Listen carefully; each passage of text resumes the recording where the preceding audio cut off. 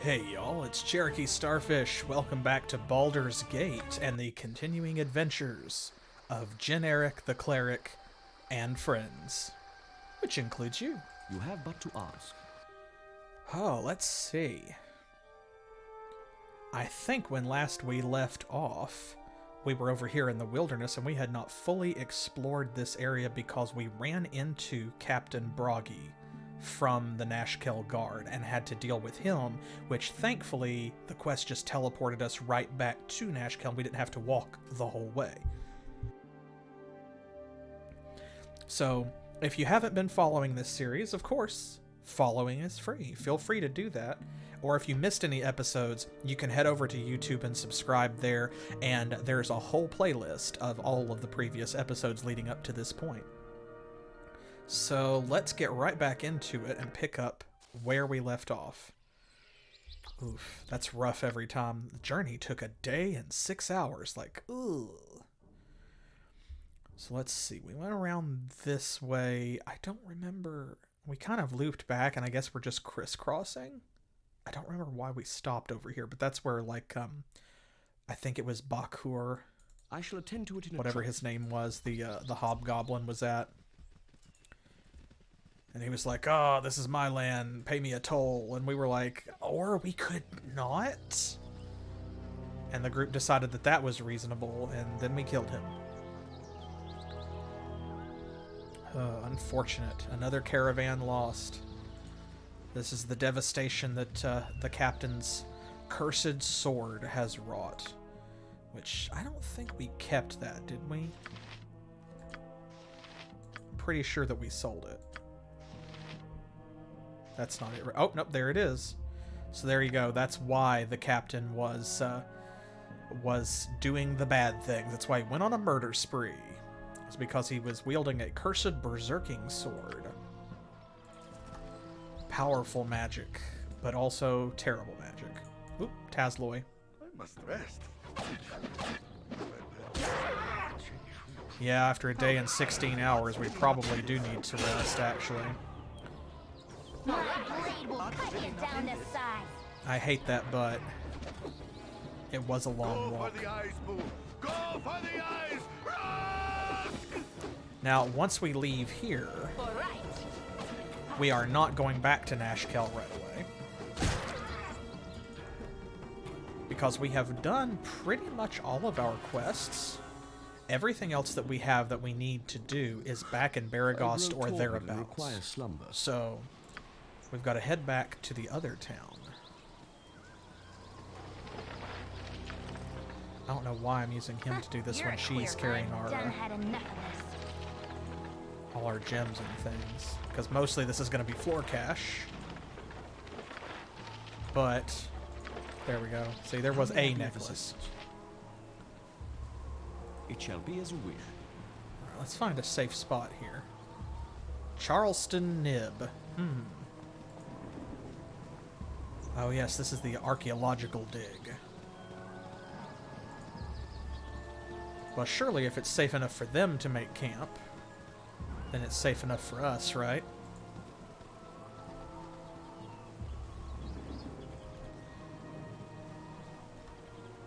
Let's see.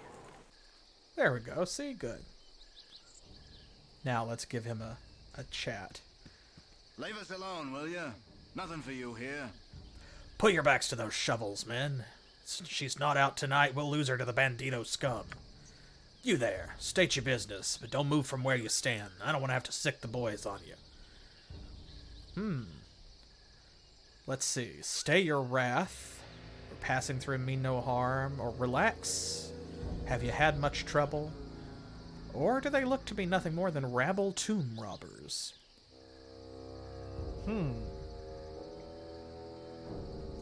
Well, let's see. Jen melodramatically waffles between rude and pleasant, and we were awfully nice to Captain Broggy. Should we be rude to these guys? Or should we take the neutral path? Let's see. I really don't know what difference there is between 1 and 3. 1 is a little more formal. 3 might just be like you're trying to kind of get on his level because it's similar to the way that he's talking. Let's try that and see what he says. Have we? Aye, and plenty of it. Nary an eve goes by without us losing another hand to the night. I swear, if we could just get a few moments of interrupted digging done. Say, you wouldn't be willing to do a little service for me, would you? You could do a lot worse than working for old Charleston Nib. Well, with a name like that... Let's see. No interest in doing you any favors, but if the price were right, we could be persuaded. Let's see. I would like to know just what we would be protecting. Yeah, let's find out a little more information. You are partially right, though it's not a tomb, but an ancient settlement. It's also all that remains of a primitive race long since extinct. We know little about their culture, save they seem to have destroyed themselves in war. Perhaps today we'll learn something more. We're just about to break through to an inner chamber, perhaps the dwelling of the village shaman himself. Mayhaps you could be of assistance to us. We need but keep the camp secure a short while longer. Your very presence would probably dissuade anyone from attacking us, though I do not know the force behind our misfortune. They seem to take great pleasure in minor sabotage and kidnapping, though some of the missing men may have just run off from fear. Nothing's ever stolen, which is odd for bandits, but they may still be the cause. Will you help us? Let's see. Would be an honor to help you learned people in your quest for knowledge. Well, we know it's not going to be number 3, because we're already talking to him. So, let's see. If they're just archaeologists or anthropologists and that's genuinely it, then 1 is probably the way to go. Do we believe that?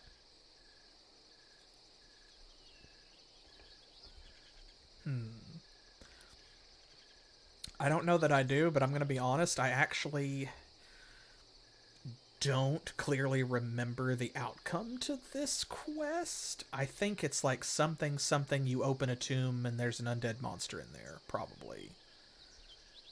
Maybe. So let's see. See what happens. Gracious we are. Now we stand a chance of completing the most exciting day of our dig. We're going to try for an entire new room today, possibly the shaman or chieftain quarters.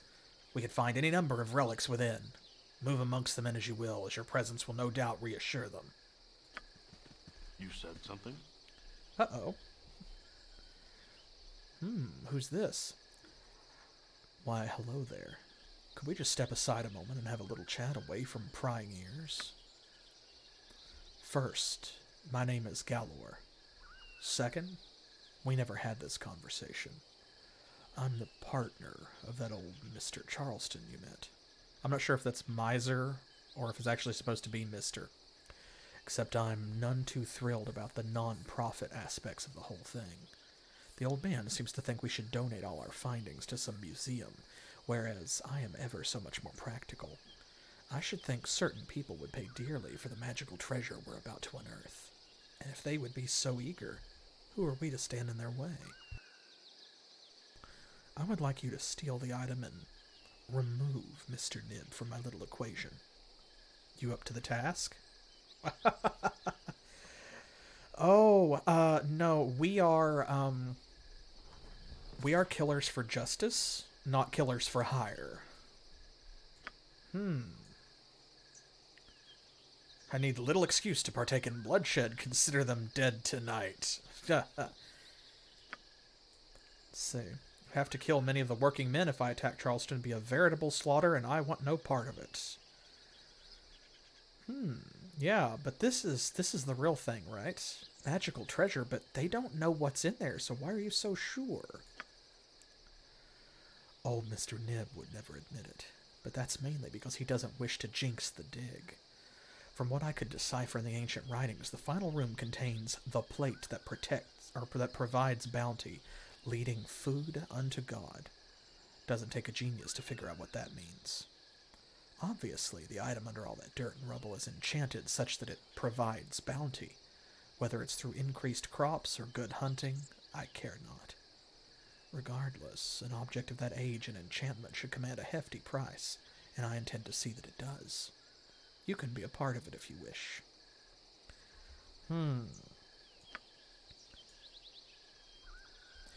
Yeah, this is a good question. It's a very sketchy description that you offer. I should think that different deities would require different bounty to be delivered. Do you know if this ancient one preferred bounty that we would find valuable? An excellent point, considering how many gods there are in the Forgotten Realms, don't you think?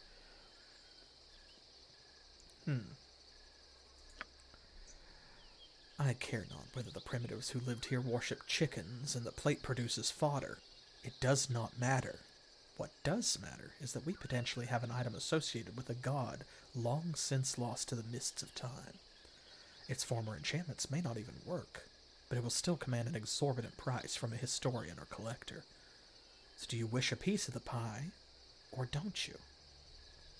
Well, we're neutral good, and also a cleric, so it seems like perhaps desecrating the holy relics of an ancient religion is likely a bad idea? Maybe? Maybe. So, yeah, I think probably let's maybe skip this one. Blast you. You're playing it just as safe as the old man. So be it. I'll find other means to acquire a fair measure of profit from this fiasco. Best you continue on whatever errand you be on. Let's tell Mr. Charleston Nib about that. Oh. Success. We're about to enter the last remaining room. It's sure to be the Shaman's abode. Is it, though? Yeah, honestly, Galor seems like if anybody here needs to be killed, it's probably him. Oh, here we go. Yeah, better hope he doesn't try anything. Now we'll get some real information about what these people were truly like. Hey, boss man, I don't feel so good. How old is the air in this place?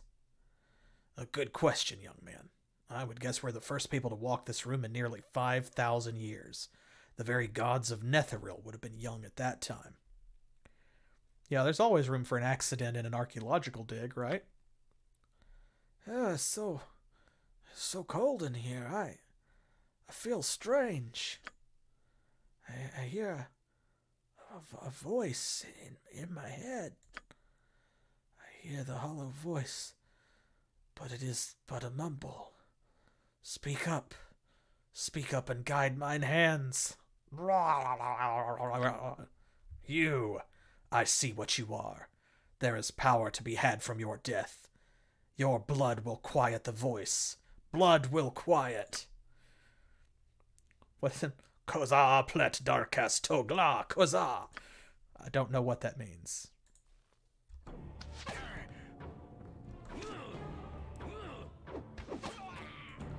Well, at least Mr. Nib didn't turn. But it's very unfortunate that all of these innocent diggers are suddenly hostile. On the other hand, it's a really great thing that they're all basically unarmed and unarmored civilians.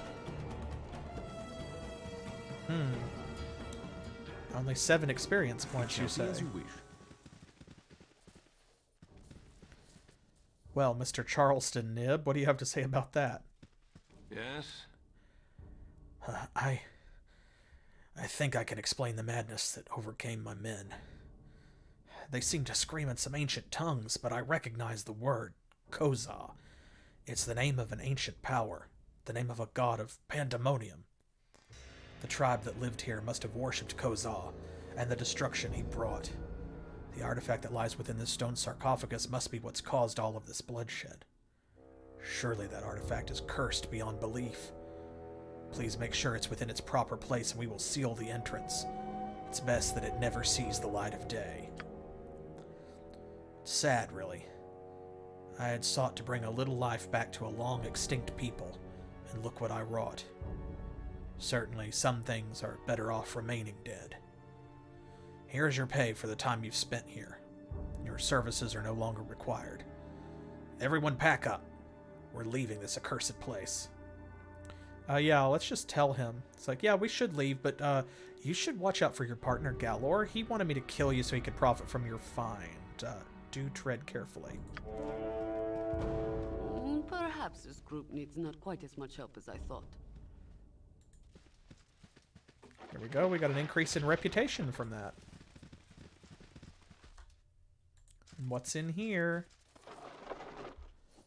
There's just a spear, and then this, an idol, which depicts Kozar the Storm Star, a long-extinct god who was venerated and feared among the less powerful strata of ancient Netherese society. Worship of this god of storms, earthquakes, strife, and rebellion was outlawed by many of the civilization's powerful arch-wizards. Many Kozahine shrines and temples were therefore built in secretive underground locations where the devout were better able to escape detection. Hey. Now that's a galaxy brain idea, actually. They're called? As directed. Here. There we go. What Good is it this idea, time? Crow. It shall be Kozar as will you love Orion this. would be proud of your actions. Yes, thank you. Thank you, Khalid. Always the best timing on that. There we go. Kozar will love that. And it's cursed, so we can't really sell it anyway. I shall attend to it in a trice. And because we told him about Galor, we got an increase to reputation as well. Oh, but here is Galor himself. Sup, bruh?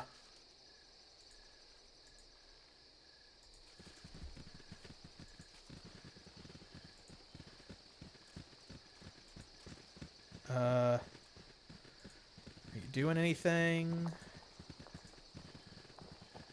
You good? Whatever they need. We don't have... Yes? We don't have Detect Alignment or Detect Evil or whatever memorized, unfortunately. But that's fine. Let's give them a right not in this. We know. There we I shall go. attend to it in a trice. Doodly-doo. See, it's fine. It's just like that pickpocket, right? Nobody cares.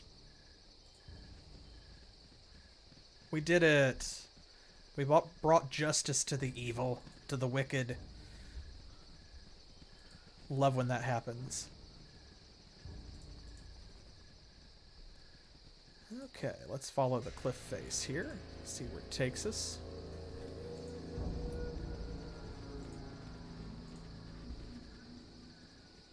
Because I can't remember why it was Promise exceptional. excavation nearby. Okay, we saw that sign before. That's how we knew that they were over there. I just don't remember why we stopped going this way. I think we were just looping back around. No problem. Let's see what other interesting things we can find on this map before we head back to Beregost. Hello, bears. Hello, random bears in nature. They're just hanging out. Like bears do.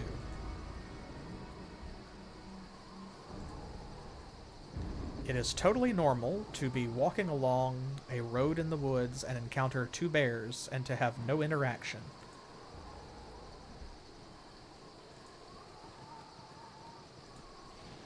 That's what I always say.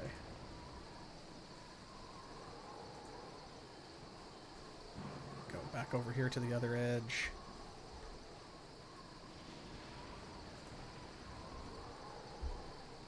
I think the excavation and Bakur and Captain Broggy are pretty much the major points of interest on this one. So I think we're about done. Go for the eyes! Rusk! It's just going to be mostly random encounters beyond this. Go for the eyes, boo! Go for the... Go for the eyes, boo. For the fallen! Down. Down, boy. Bad dog. Ooh. that critical hit.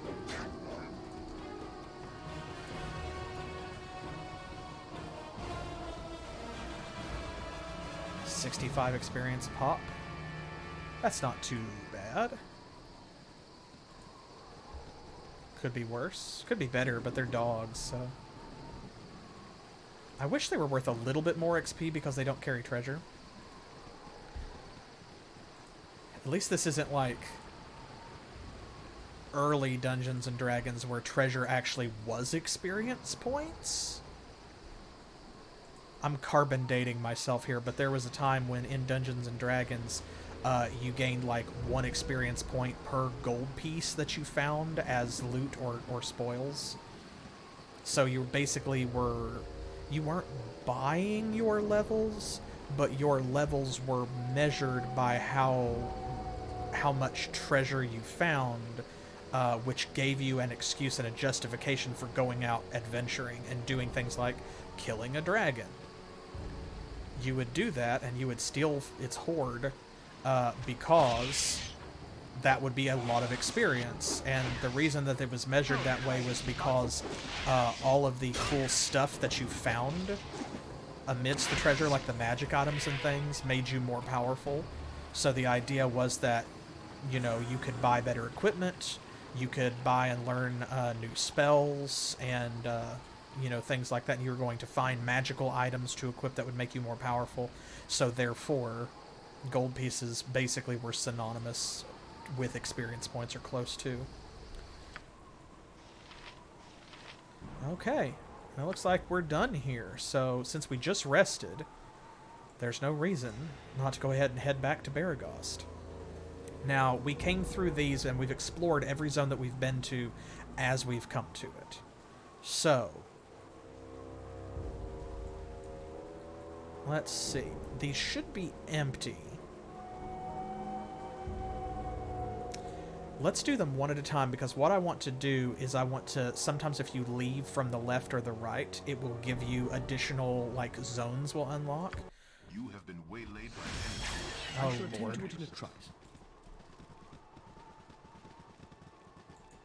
An ogre mage. Oh, he's invisible.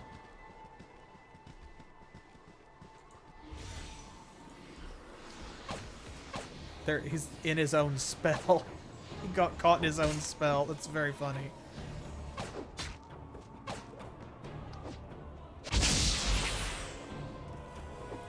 Ogre mages are kind of like Japanese Oni, in a way. How may I be of assistance? See, he stood up and had like the katana and stuff. What is that? Oh yeah, scimitar. Okay. Hey, our boy leveled up. I'm gone.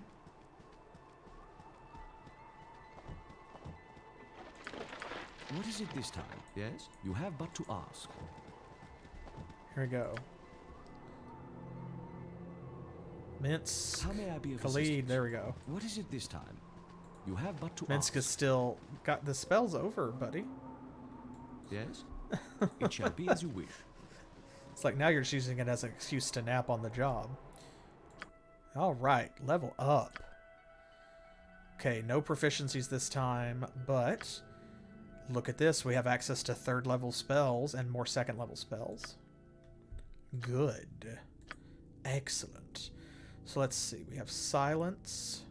We've got hold person, slow poison, spiritual hammer or spiritual weapon. What else would be good?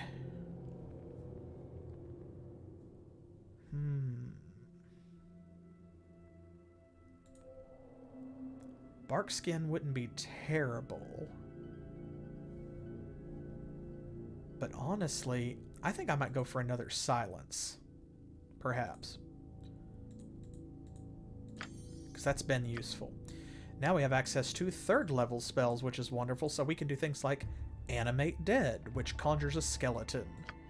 And it gets better as you level up. See? They remain until destroyed in combat. 8 hours pass or it is turn and it cannot be dispelled. We've also got Cure Disease, which is great. That is wonderful. So if we get a disease is sort of like poison, except the debilitating effects don't just magically cure themselves. Cure medium wounds, which is like cure light wounds, but more powerful. Dispel magic, does just what it says, breaks other spells. Glyph of warning puts down a trap that is permanent until discharged, so you can do things like you can put a glyph on a box, on a container on the floor, and then lure enemies through it, and deals 1d4 points of electrical damage per level of the caster. So like if we're level 6, for example, it would deal 6d4 lightning damage. Holy Smite, this is our first good AoE priest spell.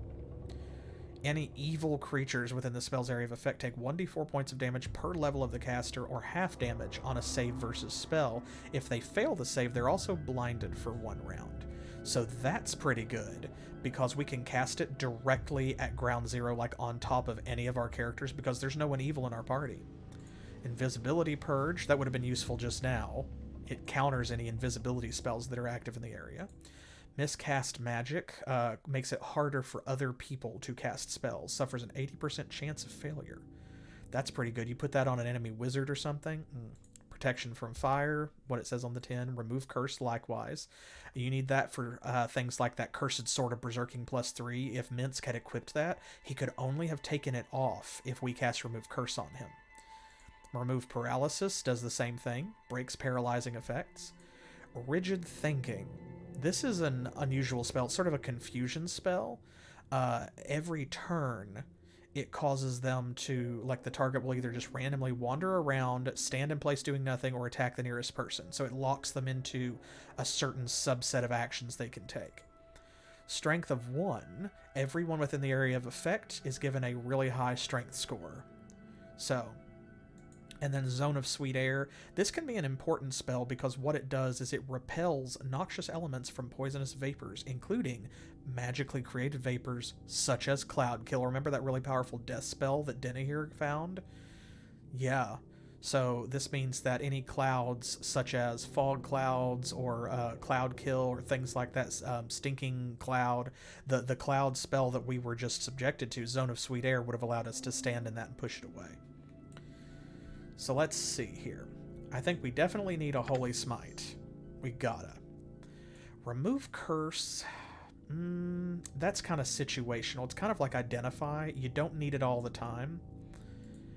Cure Medium Wounds. We gotta have at least one of those. And I'm thinking maybe either Cure Disease or Remove Paralysis. Cure Disease is kind of like Slow Poison. When you need it, you need it. Remove Paralysis is the same way. That's going to come up more than Remove Curse because we've been paralyzed before, because that counters spells such as Hold Person. I think let's go with Cure Disease for now. We want to have one handy because otherwise it's going to be a long trip back to town if we get a disease and are unable to, like, do anything about it. Then we're just going to have to deal with it until we can rest or whatever. Okay, so here we are. We remember this area. I shall tend to it in a trice. We're leaving from the side. There we go. See, that unlocks that area. And if we go over here, we should be able to unlock another area on the other side. So sometimes it pays to just, like, try to leave maps from different directions. You would think that when you left a map, it would allow you to go to, like, it would unlock and show you any areas on all sides of it. But the game does not always do that, unfortunately. So you actually do have to attempt to leave the map from the north, south, east, and west. Oh yeah. There's Portal Ben Darwinden.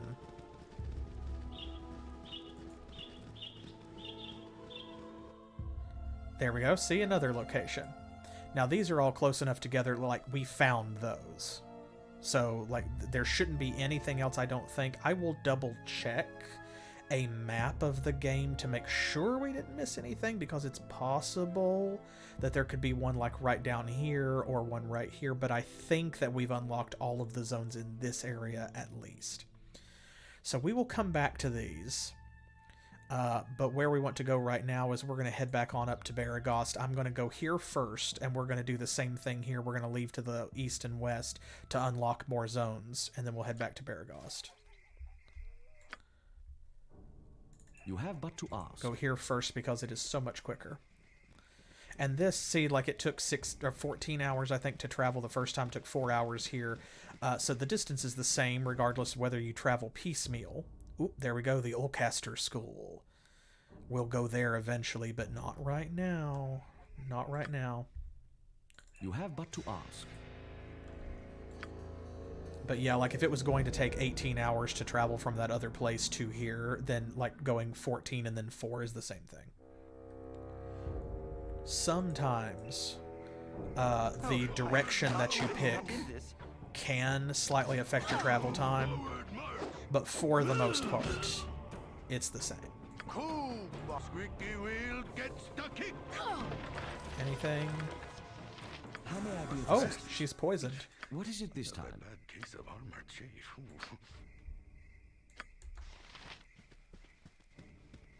Ooh. 1 second. There we go. Yes? We will rest I before shall we attend go to it on, in I a promise, guys. We've cleared this place, but we're getting random encounters. I always am. Oop, poisoned again. Nature's servant awaits. It's okay, that's why we have multiple slow poison spells. I grow torpid and require slumber. Can I help you? I'll do my best. How may I be of assistance? It shall be as you wish. Go now, we are out of slow poison spells, so hopefully there's no more hobgoblin elites. The gibberlings can't really poison us, so it'll be fine. For the fallen! I'm very excited to find a magic spear for Jaheira. You have need of me? I can, but try. I don't know why, but for some reason it's just... I guess it's the appeal Orion of, would be like... proud of your What actions. is it this time? It's always You have but fun to to ask. find the first piece of magical equipment for any given character, and also for any given slot. So it's a different thrill to pick up the first magical item of any type for each character that they can equip. But then also, like, once you get to that point, there we go, is another zone unlocked.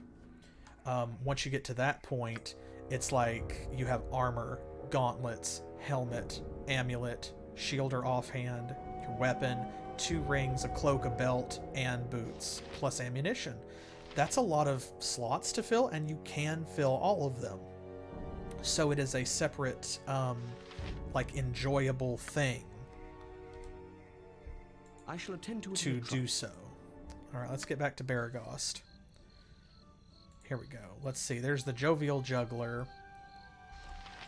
Now, we do need to rest. We've got to go to the Thunderhammer Smithy. We also need to go to Feldapost's Inn. That's where our quest is.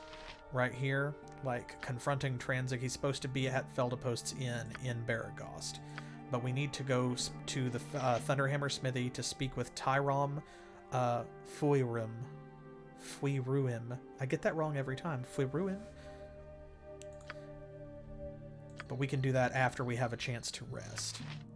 Let's go to... It shall be as you wish. Let's go up here to the Burning Wizard, I think. That's going to be better. You smell. It's Chloe. Uh-oh. Generic. Someone in the Jovial Juggler gave me a gold piece to come find you. Yeah, fantasy name writers are just throwing words together. It's true. So, oh, I see. Thank you, Dre. That's, yeah, no, the obvious joke. Listen, we all know what we're talking about. The kids don't know, but we do. Okay, who is tossing money about in hopes of finding me, breathless child? Her name's Officer Vi, and she's with the Flaming Fist. You needn't worry, she's real nice. Okay. How did you know my name? Everyone here's talking about you. You're the ones who saved the Nashkel mines. My mama says even though we don't like those folks from there's no reason anyone should have to suffer so. Huh. Well, okay. Well, thank you, child. You have earned your gold piece. So, let's head to the Jovial Juggler. We'll meet with our benefactor. Good. You folks are real nice. Mama says the Sword Coast needs some real heroes these days. Timora be with you, okay? Timora being the goddess of luck. Okay, where's the Jovial Juggler? That's literally back the way we came. Okay. Well, you know what? We're going to go to the Burning Wizard anyway. Because we need to get some sleep before we deal with anyone else. Like anything or anybody. Oh, hey, that's right. I almost forgot. We have a bunch of quests to complete. We don't need those boots. It shall be as you wish. Let's give them back to Zhurlong. After all, wish I had my old tobacco. we've been borrowing them for a really long time. You're a godsend. Here's all that gold I took from you. I may be a kleptomaniac, but at least I'm an honorable one, right? And here's 100 gold pieces for your help, too. Consider it a down payment on your pocket. Hey, there we go. Ta-da! So, we lost the boots, but Jaheira leveled up. And there we go. I love how we got this in Chapter 1. We finished it in Chapter 3, so it bumped it up here. Zhurlong is making progress in our ongoing joint therapy sessions. He has confessed his kleptomaniac tendencies and has even gone so far as to return the gold that he's stolen from me thus far. Most surprising, however, has been his offer of 100 GP above and beyond what was actually due. Sadly, he referred to it as a down payment on my pocket. Nevertheless, with time, I still hold out hope that he might be cured. Yeah, that would be funny if he just turned around and immediately picked your pocket again, but thankfully he does not, because then I would probably have to destroy him. Okay, Thaco reduced by 1, 7 hit points gained, we're good there, so that was just fighter leveled up to catch up with Druid. Now, her Druid should level up again first, because it's 12-5 versus 16. Where's everybody else at? He's got a ways to go. 7,400, 8,800, 3,400, 14,000. Okay, so Khalid is definitely going to level up next. You want some whiskey? Nope, I want a room. There we go. Okay. Now let's check what other quests we have here. We got to go meet Officer Vi. We've got to go talk to Tyrom Fuiruim. There we go, I got it. We also have, okay, produce short sword, Gurki's cloak, half ogres near the town, and Basilis the murderer. We will pursue those after we confront Tranzig. So let's do this in order of what's closest. We'll just go around kind of clockwise. Want to head over this way first because we have some things to sell too. And we have a lot of gold saved up since the last time that we were in Beregost. We might want to buy something even. Oh, there, Wanderer. Stay thy course a moment to indulge an old man. Uh-oh. Look. It's that tall, elderly fellow with the pointed red hat that we met a long time ago just outside of Candlekeep on the road to the Friendly Arm Inn way back in episode 2. I think. Remember him, and we didn't know who he was? Well now, our paths cross once more. I suppose proper introductions are in order, as we will no doubt meet again. My name is Elminster. I have heard nothing but tales of thy exploits in the time we have been apart. It would seem that thou art destined to have quite the impact on the Sword Coast. Quite the burden for one so young. So, for those of you not in the know, Elminster is essentially the Gandalf of the Forgotten Realms. He is Ed Greenwood, the creator of the Forgotten Realms. He's Ed Greenwood's sort of self-insert character. Although supposedly the lore goes that actually, this is my favorite part of Forgotten Realms.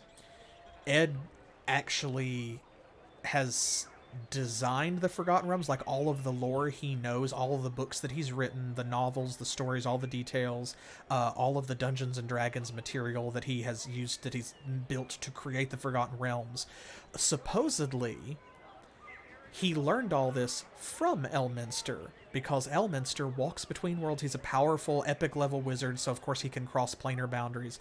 And he comes to visit Ed and tells him these stories, and he tells him these names and events and things like that, and Ed is basically just writing down everything Elminster's told him, which is all true in another world. And I love that. But regardless, Elminster is... he is one of the chosen of Mystra. He is the most powerful single spellcaster, probably, that there is in Toril, in all of the Forgotten Realms, and he is a meddler, and he was friends with Gorion, so...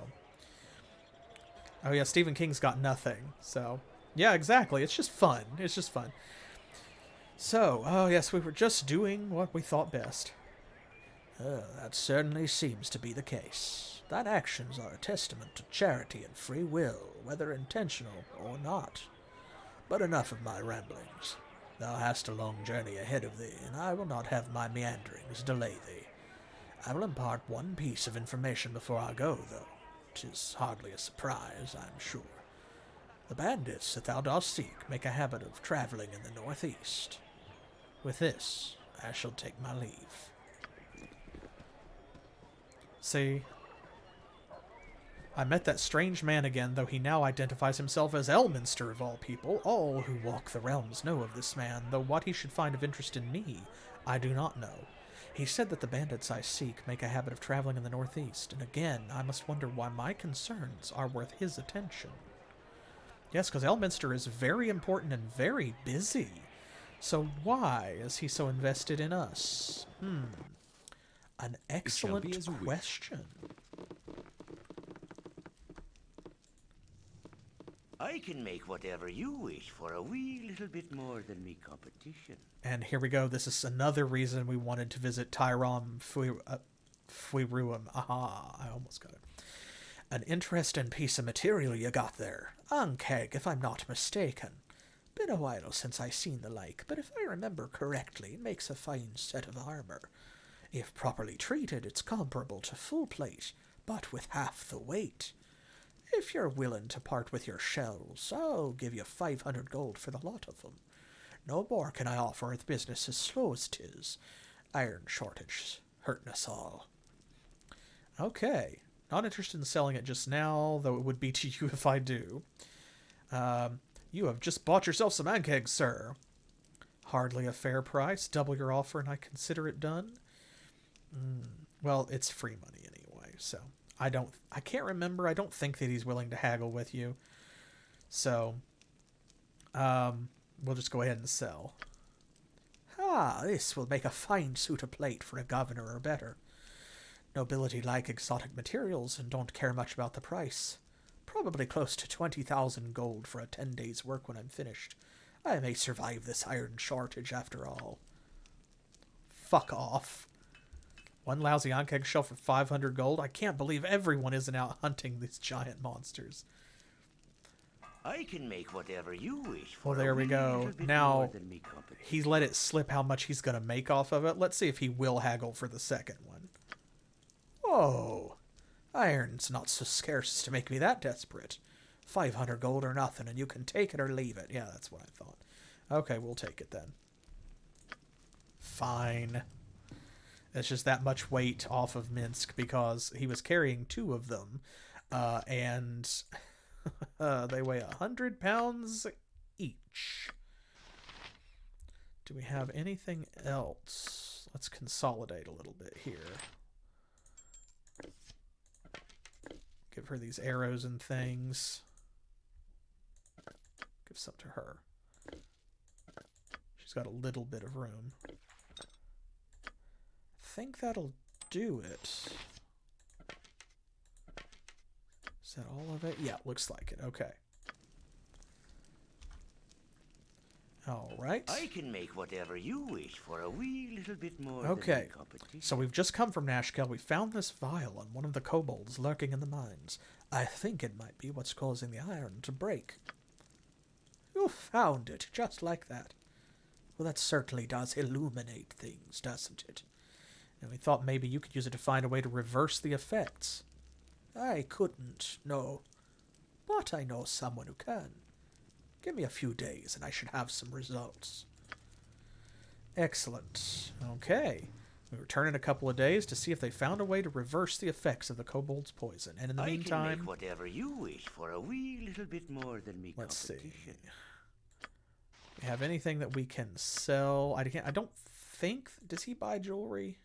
No, he will buy these gems. But he won't buy the actual like necklaces and rings. That's fine. All right, what have you got for sale? What did we leave behind before? Mace +1, short bow +1. I'm kind of leaning towards that because we still haven't found a magic bow for Imowen yet. On the other hand, like I don't want to spend all of our money, but it's like we need some upgrades.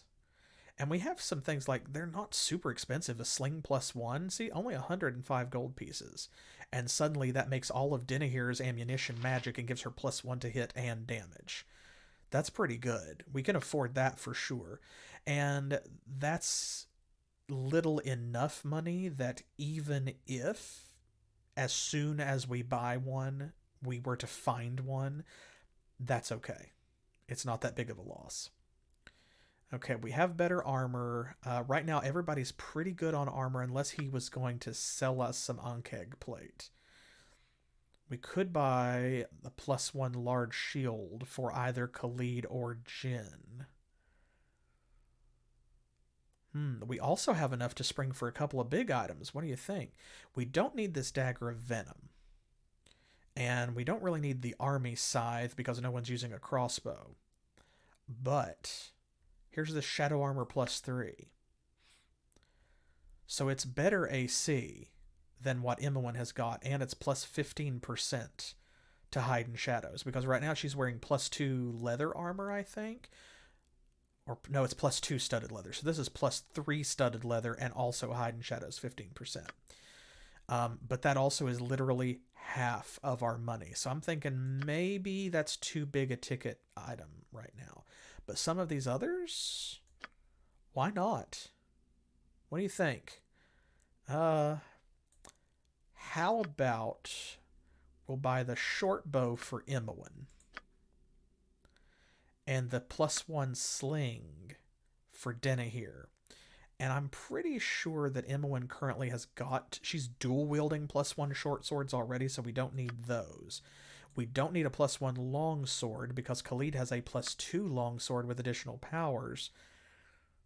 And we don't need to buy any armor unless we want to buy, we've got a magic shield, so we could buy this large shield +1 for Khalid. That wouldn't add up to too much. I wish we could find a magic two-handed sword, but whatever. Okay, I think let's do it. We can afford it. Let's treat ourselves to some decent magic items.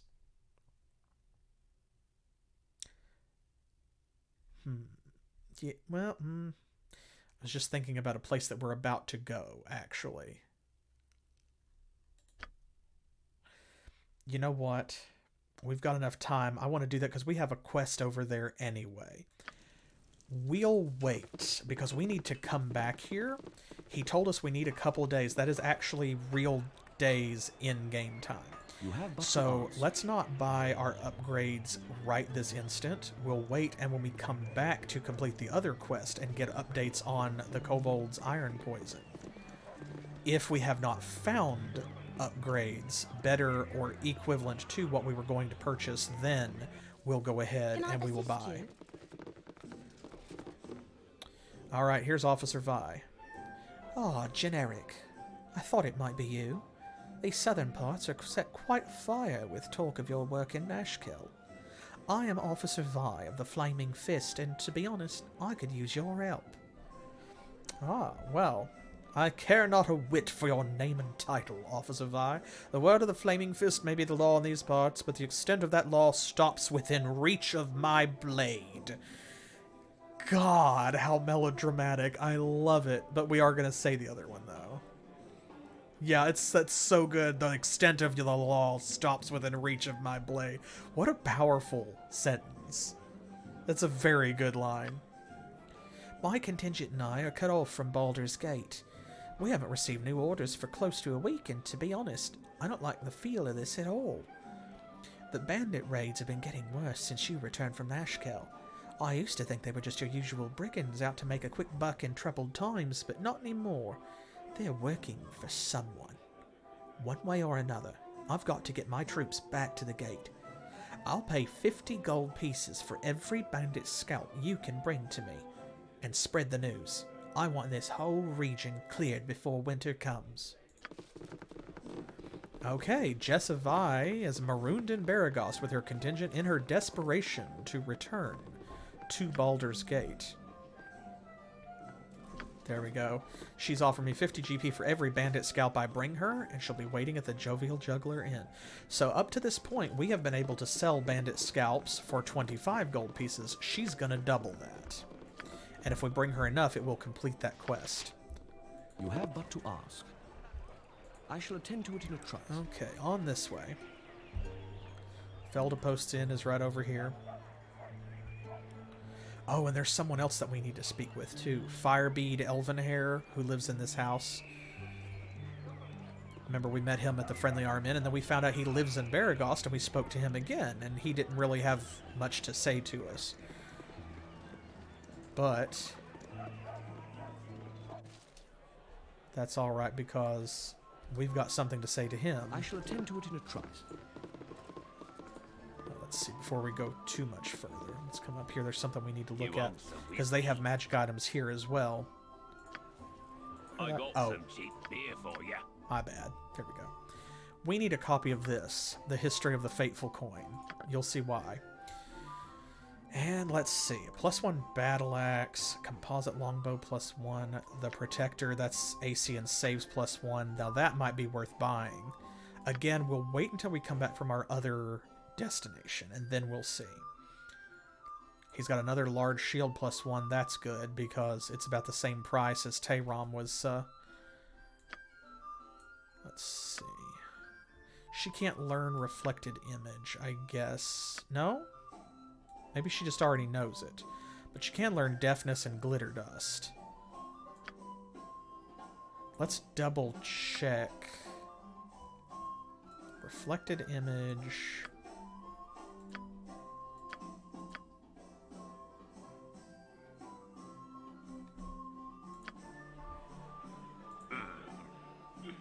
I gotta stop dipping into me own ale.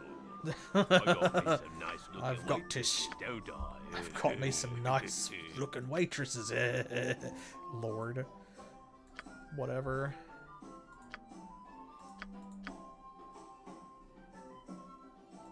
Okay. There we go. I forgot we can actually sell jewelry to him. Why is this one not green? I'm not sure. Let's go ahead, though, and we will sell these other trinkets to him. This actually, just in case, so this does not belong to Laeral.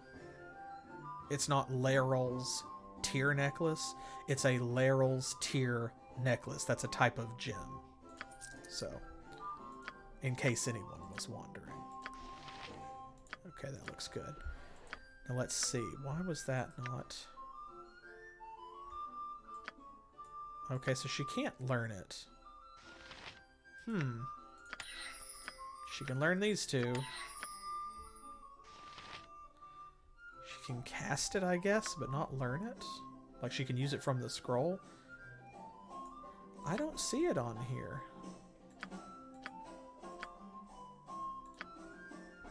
That's weird.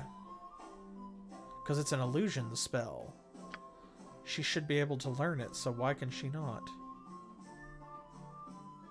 Not usable by necromancers, but she's an evoker. That's very strange. Well, whatever. We've got the scroll in case the game changes its mind. Okay, let's see if we can find this Tranzig fella. He ought to be upstairs. It shall be as you wish. There he is. Oh, and there's Algernon as well. I don't think we ever came upstairs here, actually.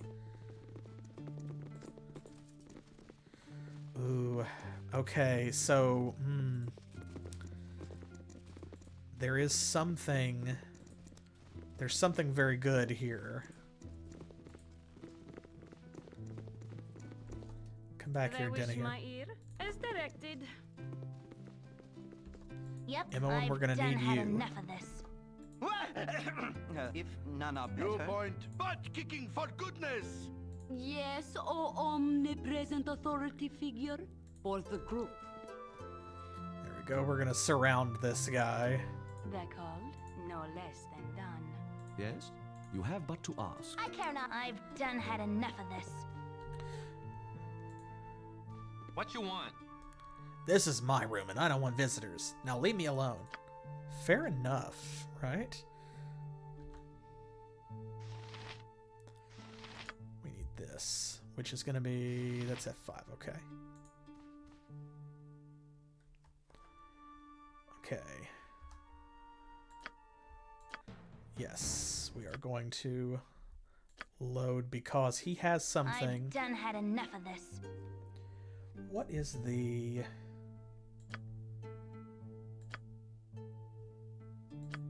What is quick load? L, okay.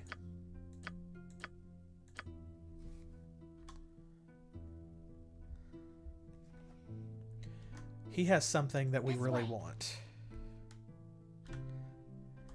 I've done And had she's enough of actually not very good at picking pockets. this. I've done had enough of this. I've done had enough of this. Hilarious. This way. But of course you can spam this as much I'm as you gone. want, as you see. This way. Enemy stolen by cut purse of your skill. Ah, okay, so she succeeded only to fail. Okay, she's only got 25 pickpockets, so we will have to put some more ranks in that and come back. Fair enough. Me like these men want a little trouble. I'll give them trouble. How may I be of assistance? We'll come back. No spoilers. I'll leave you to wonder about that. It shall Seems to be me as you like wish. these men want a little trouble. I'll give them trouble. Why do you bother me? Can't you see that I'm in a hurry to get out of this damn town? Oh, yeah.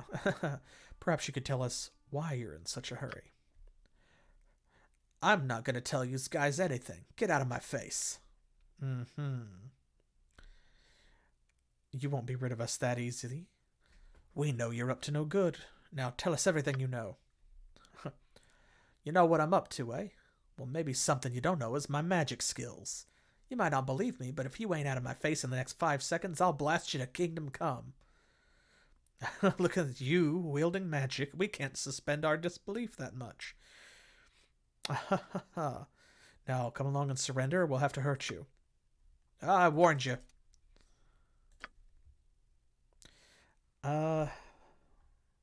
Actually, I shall Seems to think me about like it these this men way. want a little trouble.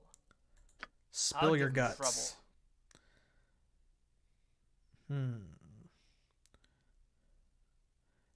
There is a way that you can confront him and get him to talk. See, he recognizes you anyway. Seems to me like these It men I shall want be a was as you little wish. trouble. thinking... I'll give them trouble. You'd be curious someplace else. Get out of here. Tranzig's not afraid of rubble such as you.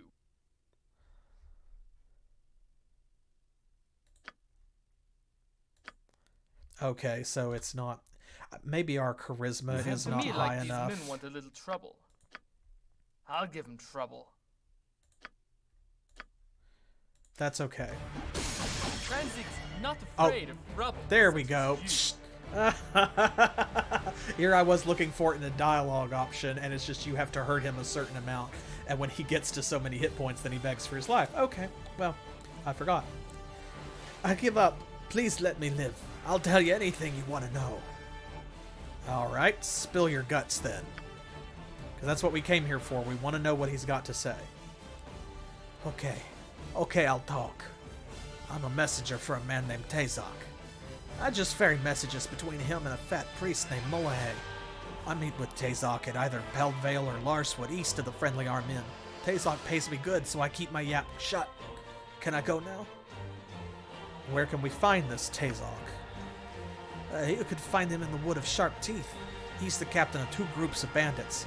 Their camp's always moving, so I don't know how much luck you'll have finding them. Can I get out of here now? What do you think? Should we let him go? Or are we worried that he might warn Tazok?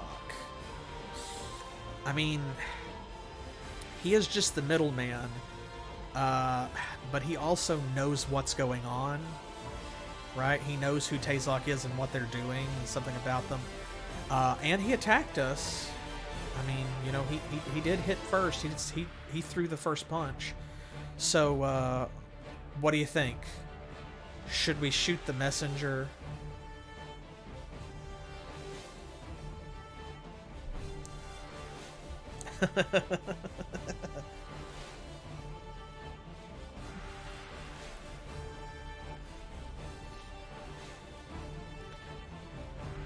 Oh, you actually want to let him go? Wow, I'm surprised. I thought you'd want to finish him off. For letting him go or for killing him? Because if we kill him, then we get to loot whatever he's got on him, which could include magic items, additional clues, whatever. If we let him go, I don't think we get anything. Like, we get the experience for the quest because we completed the quest, but we lose the additional experience that we would get for also killing him. So I think if we let him go, I don't think we get anything extra or special. I can't remember if he shows back up later. Alright, see, that's what I want to hear. That's what I thought you'd say. Yep, you might warn Tazok. I'm not gonna go down without a fight. No, but you are gonna go down, though. There we go. Yeah, we should travel to Larswood or Peldvale next. Appears the bandit attacks come from there and are related to the iron shortage. There should be a base hidden away somewhere in the forests. Ah, here we go. Well, it's a good thing that we killed him. Lol, he has a scroll of glitter dust, which we just purchased downstairs for 300 gold. It's very funny. Oh, this is a ring of protection. So let's see. Who needs that? He's got one. He doesn't. She doesn't. She did have one. He doesn't have one. She doesn't have one. She does have one. Let's probably give it to Minsk because his AC is the worst out of our 4 frontliners, and Imoen gets hit a lot less. So there we go. That'll set his AC to 1. So now all of the people on our front row, all of our melee characters have got an AC of 1 or less. This is probably just another wand of magic missiles, which we should either sell or use. And that's, yeah, our scroll of glitter dust. We'll hang on to that. Is that it? Oh, and he has a staff. Fair enough. Well, there we go. We got almost 1,000 for confronting him, for killing him. And there we go. That finishes that out. So we're done there. He did give us a letter. Is it this letter? Yes. Tranzig. I am perplexed as to why Mullahay has not communicated with us in some while. You are to go to the mines and find out the condition of his operation. You are also to collect any iron that may have been stolen by the kobolds. Our next raid will most likely take place at Peldvale or Larswood, so visit either of those areas and track us back to our camp. Tazok.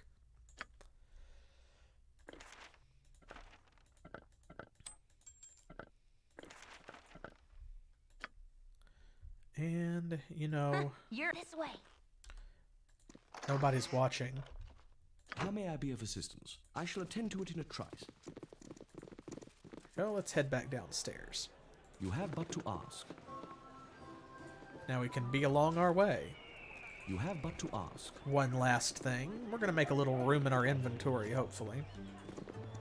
Is this his house or is it the next? There he is. You have but to ask. So hard to find decent folk nowadays. Ah, here we go. See, last time we talked to him, he didn't mention this. Ah, you're old Gorian's ward, the lonely kid of Candlekeep. Of course. I heard about the loss of Gorian, and I must give you my deepest condolences. I hope since you've left Candlekeep, you've kept up on your reading. Oh, the world of books. I have heard that a new copy of that wondrous tome, The History of the Fateful Coin, can be had for a pretty penny in one of the stores around here. If you'd be so kind as to buy it for an old man like myself, I'd gladly reimburse you. I'd even give you a little bonus to help in your travels. It must be so hard with Gorian gone. Good, so now he's given us the quest. What happens is sometimes, for some reason, the quest doesn't proc, and I guess this carries over to the Enhanced Edition, but I remember this from the original version.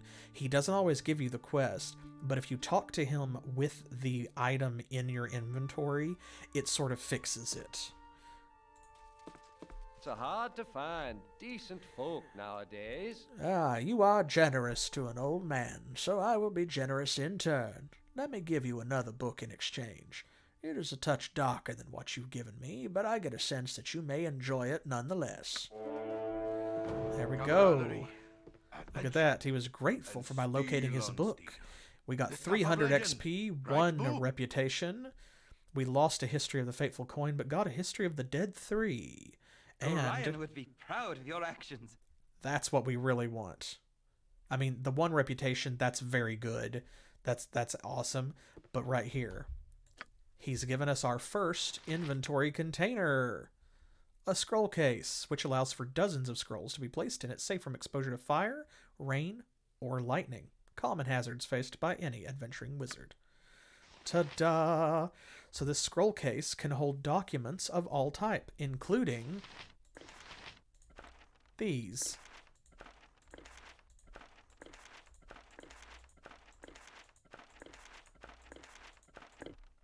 Boom. I bet you thought I was going to put all of these spell scrolls in that, didn't you? No. That would be something a smart person would do. But I'm going to leave these out so we don't forget that we have them, and that way she can use them from her quick item slots. In the meantime, we're going to keep amassing more and more of those notes and letters as we go through the game, and we have to have somewhere to put those documents, because if we keep all of them, eventually we're not going to have room to carry anything else. Now, the History of the Dead 3. Why did he give us this book? Knucklebone, Skull Bowling, and the Empty Throne. In ages past, there was but one god of strife, death, and the dead, and he was known as Jurgle, Lord of the End of Everything. Jurgle fomented and fed on the discord among mortals and powers alike, powers being another word for gods. When beings slew each other in their quest for power or in their hatred, he welcomed them into his shadowy kingdom of eternal gloom. As all things died, everything came to him eventually, and over time he built his power into a kingdom unchallenged by any other god. Eventually, however, he grew tired of his duties, for he knew them too well. Without challenge there is nothing, and in nothingness there is only gloom. In such a state, the difference between absolute power and absolute powerlessness is undetectable. Well, thank you. Thank you so much, old dog, for the follow. During this dark era, there arose 3 powerful mortals, Bane, Baal, and Merkul, who lusted after the power Jurgle wielded. The trio forged an unholy pact, agreeing that they would dare to seek such ultimate power or die in the attempt. Over the length and breadth of the realms they strode, seeking powerful magic and spells, and defying death at every turn. No matter what monster they confronted or what spells they braved, the 3 mortals emerged unscathed at every turn. Eventually, say every turn again, eventually the trio destroyed one of the 7 lost gods, and they each seized a portion of his divine essence for themselves. The trio then journeyed into the Grey Waste and sought out the Castle of Bone. Through armies of skeletons, legions of zombies, hordes of non-corporeal undead, and a gauntlet of liches they battled, eventually they reached the object of their lifelong quest, the Bone Throne. "I claim this throne of evil," shouted Bane the Tyrant. "I'll destroy you before you can raise a finger," threatened Baal the Assassin. "And I shall imprison your essence for eternity," promised Merkul the Necromancer. Jurgle arose from his throne with a weary expression and said, "The throne is yours. I have grown weary of this empty power. Take it if you wish. I promise to serve and guide you as your seneschal until you grow comfortable with the position." Before the stunned trio could react, the Lord of the Dead continued, "Who among you shall rule?" The trio immediately fell to fighting amongst themselves, while Jurgle looked on with indifference. When eventually it appeared that either they would all die of exhaustion or battle on for an eternity, the Lord of the End of Everything intervened. "After all you have sacrificed, would you come away with nothing? Why don't you divide the portfolios of the office and engage in a game of skill for them?" asked Jurgle. Bane, Baal, and Merkul considered the god's offer and agreed. Jurgle took the heads of his 3 most powerful liches and gave them to the trio that they would compete by bowling the skulls. Each mortal rolled a skull across the Grey Waste, having agreed that the winner would be he who bowled the farthest. Malar the Beast Lord arrived to visit Jurgle at this moment. After quickly ascertaining that the winner of the contest would get all of Jurgle's power, he chased off after the 3 skulls to make sure that the contest would be halted until he had a chance to participate for part of the prize. Bane, Baal, and Merkul again fell to fighting, as it was obvious their sport was ruin. And again, Jurgle intervened. "Why don't you allow Lady Luck to decide so you don't have to share with the beast?" The trio agreed, and Jurgle broke off his skeletal finger bones and gave them to the players. When Malar returned from chasing the skulls, he found that the trio had just finished a game of knucklebones. Bane cried out triumphantly, "As winner, I choose to rule for all eternity as the ultimate tyrant.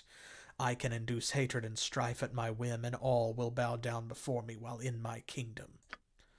Merkul, who had won 2nd place, declared, "But I choose the dead, and by doing so, I truly win, because all you are lord over, Bane, will eventually be mine. All things must die, even gods." Baal, who finished 3rd, demurred, "I choose death, and it is by my hand that all you rule, Lord Bane, will eventually pass to Lord Merkul. Both of you must pay honor to me and obey my wishes, since I can destroy your kingdom, Bane, by murdering your subjects, and I can starve your kingdom, Merkul, by staying my hand." Malar growled in frustration but could do nothing, and yet again only the beasts were left for him. And Jurgle merely smiled, for he had been delivered. An interesting story and a fascinating bit of Forgotten Realms lore, to be sure. Why is it relevant to us? Why did Firebeat Elvenhair think that maybe we would be interested in that book? Why it would suit our tastes?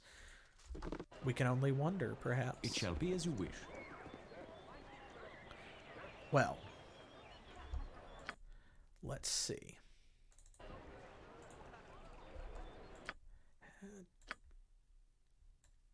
There we go, bandit camp. So we'll have to head up that way. But we'll do that later. That's not our objective at the moment. Like I said, there's someplace else nearby. We have some other quests around Beregost that I want to complete while we are back in the area before we leave it yet again to go somewhere else new. So I'm going to head over here. Like I said before, we're going to leave through the east. Just because, there we go. See, that's going to unlock a new area, the temple. Remember, someone mentioned back the first time that we came through Beregost, a temple to Lathander. So, now, I shall attend to it in a trice. Let's head back over this direction, because this is where we actually want to go. We do need to go to the Temple of Lathander.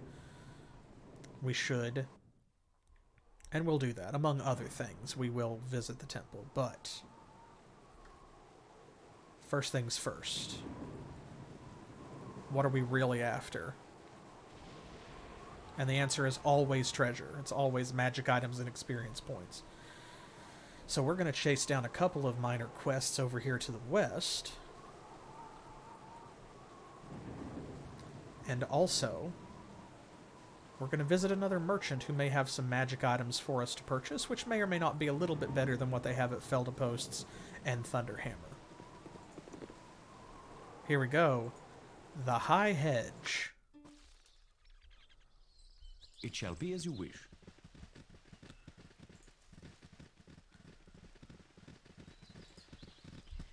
Now we have, let's see, which quest was it? That's the Cloakwood. This is why we need to go to the temple more than anything else, is because Keldath Ormlir is offering a 5,000 gold bounty on a man named Basilisk. So we have to go there to advance that quest. This is the quest we have over here. Purdue the Halfling. He's lost his sword somewhere here in the High Hedge, so let's find it for him and see what else we find along the way.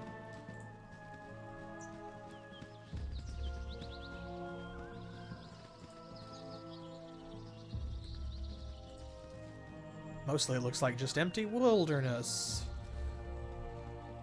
Wilderness everywhere. Well, that's okay. Being out in nature is its own reward.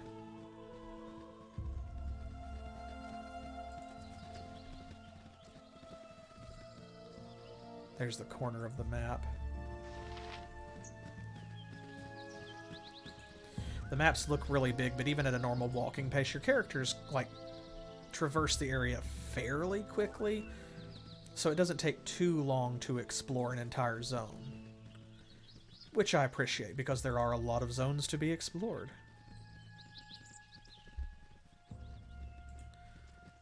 Now you see part of why this area is called the High Hedge. It's because it's up on a big cliff. High elevation. See, there's even more cliff where that came from. You thought you'd seen all the cliff? That was just a cliffhanger.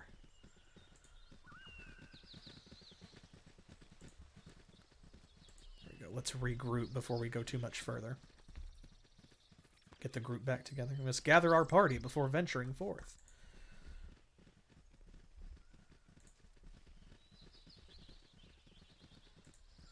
See, here's the bottom corner already. So there we go.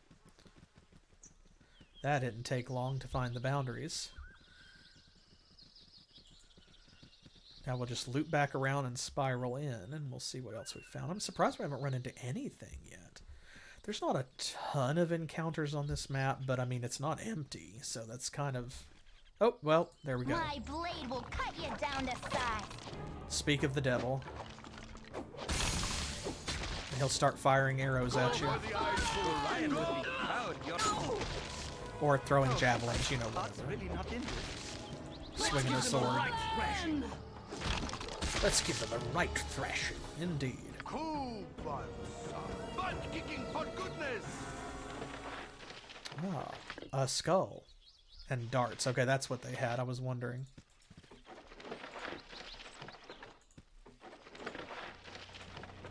Why am I collecting these skulls, you ask? What is it this time? Well, you have but to ask. You can never have too many extra skulls. after all. You know the old necromancer saying, right? Just 4 black bears in a cluster hanging out. No, that's not it. No, the necromancer saying is, 2 heads are better than 1, if they're preserved right. But tish.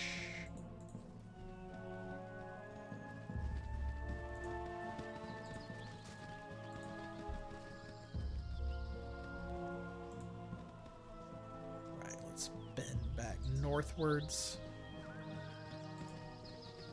If that's the only encounter that we find, that'll be very surprising. There's at least one character here in the High Hedge that I know we're gonna meet and talk to. Shows promise exceptional. Well, thank you, Denny here. Your opinion means a lot, considering that you are lawful good. That reminds me, since we got points... There we go. Okay, 20. I was wondering what our reputation was at this point. Ah. And for some reason, this bear is randomly hostile, but not the other, like, 20 bears that we met. No! No! Khalid stopped taking damage immediately.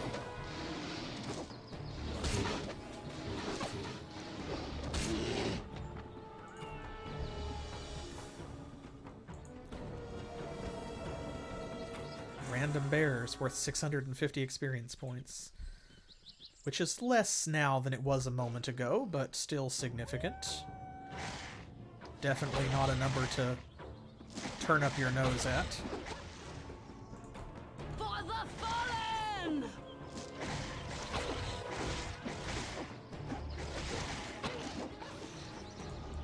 And I mean, like, I would want a certain minimum amount of experience points, I feel, if I had to fight a bear.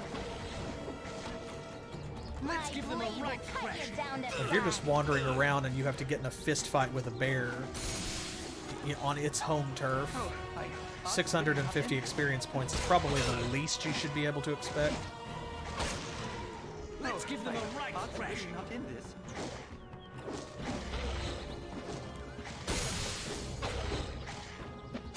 There we go. Was that all of them? Yep, that was it. Okay. We actually need to heal.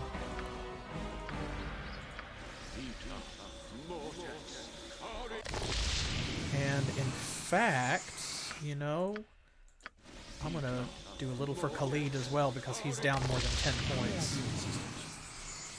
I shall attend to it in a trice. This is a lovely map. I love the flowery meadows and stuff in the High Hedge. It's a very pretty area. It's not the most interesting thing here, as you'll see. Oh, there we go. Now we're starting to find some stuff. Okay, it was just all kind of in the middle. That's the problem. Oh, hello. Go for the eyes, boo. Go for the eyes! Spider absolutely takes priority because we do not want it to poison anybody. These gnolls are like whatever. What is it this time? I shall Go attend to for it the in a eyes, trice. boo. Go for the You know, eyes! we have this new spell and we haven't gotten to cast it yet. What do you say we give it a shot?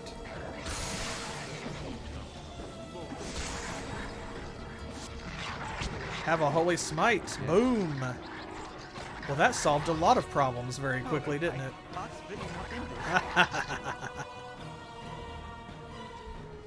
Y'all feel the power. Aye, bunch. What you want? I'm gone.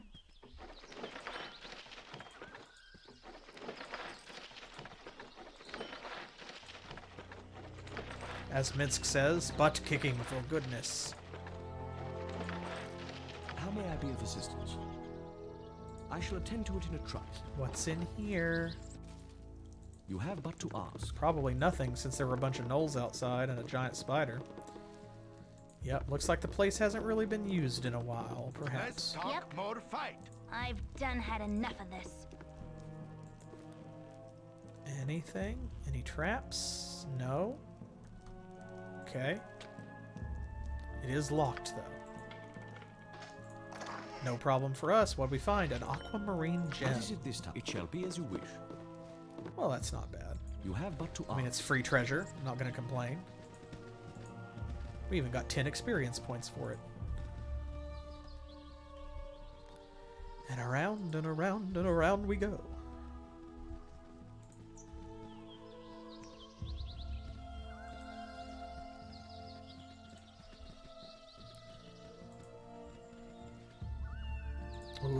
the eyes, Boo. Go for the eyes. Ooh, several ghouls. Oh, don't like that.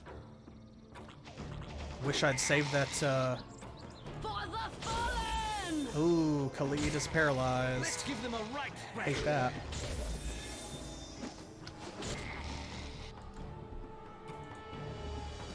Dang it. That's why we hate My ghouls. turn off. I've done had enough of this. We do not stand.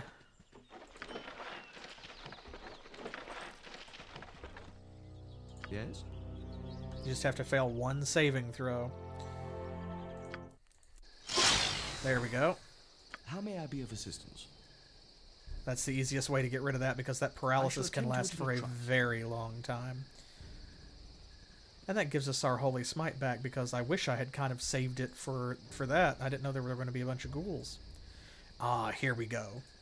The High Hedge.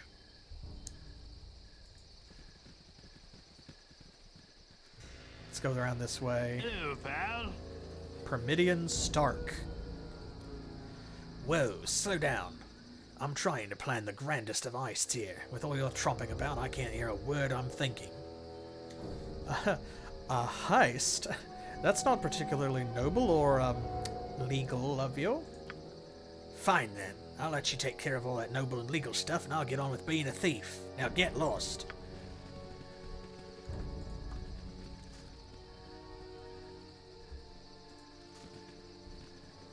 Is he just gonna go in there? Yeah, he just vanished through that door. That's fine.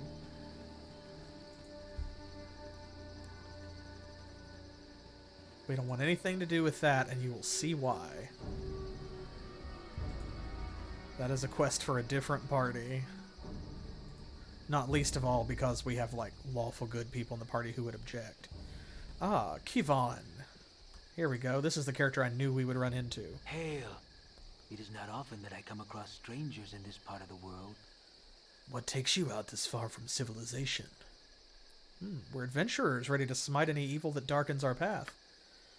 A strange coincidence. I have a quest similar to your own. I've been hunting the bandits in the region for the past few months. Perhaps if we worked together we would fare better. What say you to that?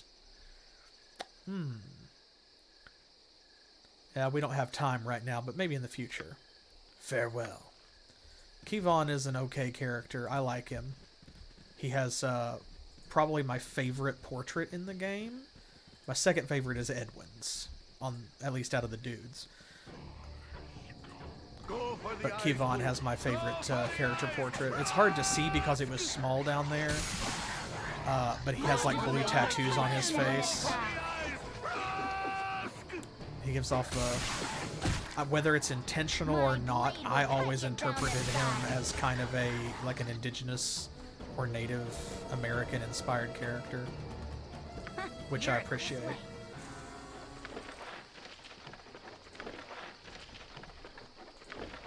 What is it this time? And he's an I shall archer, attend to it with and trust.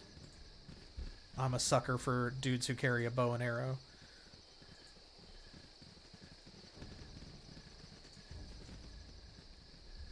Alright, here we go. The High Hedge.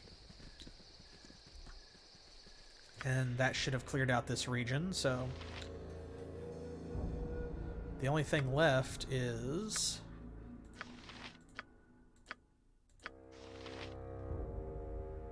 We didn't find Purdue's short sword. Actually, we might need to go back and look, because there were some short swords that, and I just didn't even... I ignored them. I forgot. A band of gnolls close to the High Hedge. Okay. Those did not have any... oh, wait. No, there is one short sword right here. That might be it. Oh, then I wouldn't have to go looking. Yes, yes, yes. Why, squeaky wheel gets the kick. That's about as close to the High Hedge as you can get. Purdue's short sword. Thank goodness. There we go. Yes? Okay. Well, at least if it was gnolls, I thought the worst that happens is like up here where these other ones were, but I didn't remember a sword being there for sure. Good. We can take that back when we go to Beregost. I shall attend to it in a trice. This is one of my favorite areas in the game. How may I be of assistance? It shall be as you wish. Ta-da! Check it out. Like the whole elemental thing, and then this running around, the zip, zip, zip. Very cool. Now, we don't want to go down these other hallways because there are, like, flesh golems.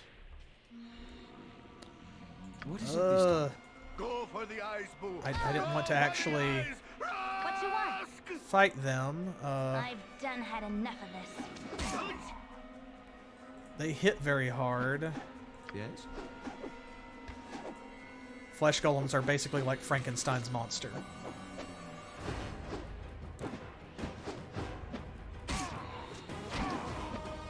See, and it's hard to hurt them. They really only take damage from like magic weapons and stuff. Let's see. Let's just unload. Magic resistance. Oh, that's right. They're immune to a lot of spells. Okay, that works. And it's worth 2,000 experience points. Hey! Yay! I can but try. I didn't want to fight that fight, but that's cool. Aye, bunch. Butt kicking for goodness. Whatever is directed. Let's talk. Squeaky wheel There. gets the kick. What is it this time? You have but to ask. Hello, sir. Lathander, a mighty mage of Beregost. I don't have much patience for strangers on my property. Unless, of course, or do us both a favor and move along. Unless, of course, you have magic for sale. From the looks of you, you couldn't afford the items I have for sale. Actually... Why do I live in such a pissant town? Why do I live in such a pissant town? Why complain? You could move. I sincerely hope you have some reason for bothering me. I've already stated that I wish you to leave. Rumors talk of a powerful mage that lives out here. If it's you, I would like to speak with you. Rumors? Bah, there's no mage here that wishes to speak or be spoken of. Unless, of course, you have magic that you wish to sell. Ah, we are interested in selling or even buying magical items. What do you have? What do you have? Hey, and what do we have that we could sell him? Have some skulls.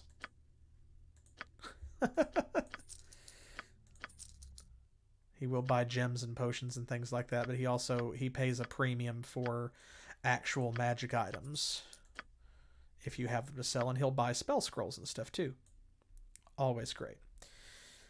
But here is what he has to sell. A bunch of wizard weapons, magical darts that deal different elemental damage types, darts of acid, fire, ice, enchanted arrows, bolts of lightning, bolts of biting, magical bullets for slings, healing potions. Look at this. A potion case. That's what we really needed. We're definitely buying that immediately. It's like the only one in the game. And spell scrolls. He is the earliest magic shop that you have access to where we can buy a bunch of spells. If you're a wizard, this is a great place to come early in the game as soon as you have money to afford it. But if not, then once you pick up a wizard, it's a great place to come back to when you have a lot of money. And, of course, he also has some magic items. He's got a Wand of Sleep and Fear.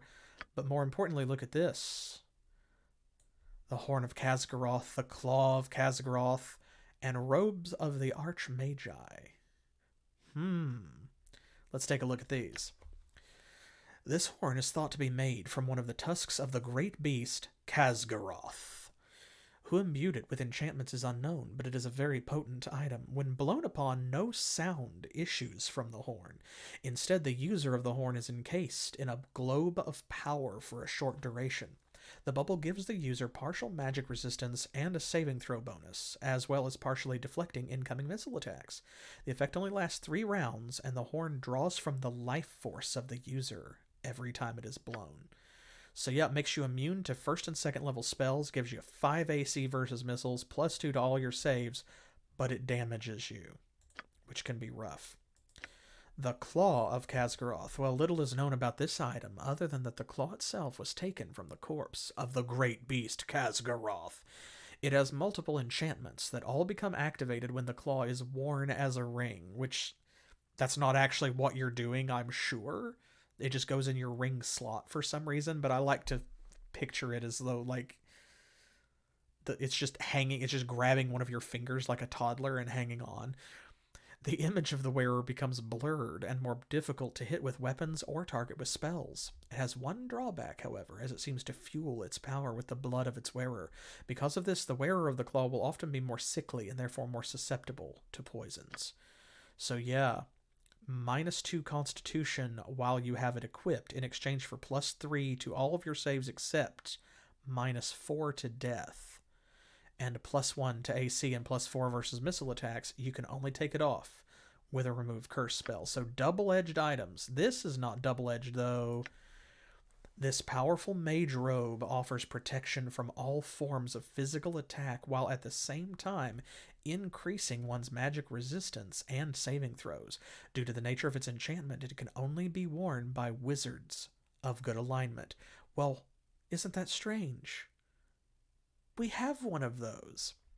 So yeah, this is much better than the bracers that we have, because remember, the bracers of armor we've got set your AC to 8. This is AC 5,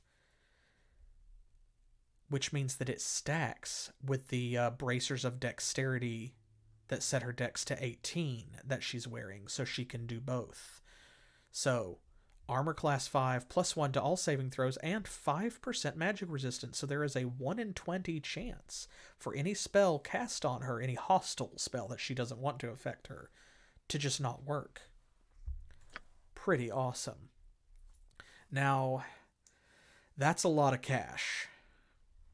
That's a lot of money, but it's also a very good item.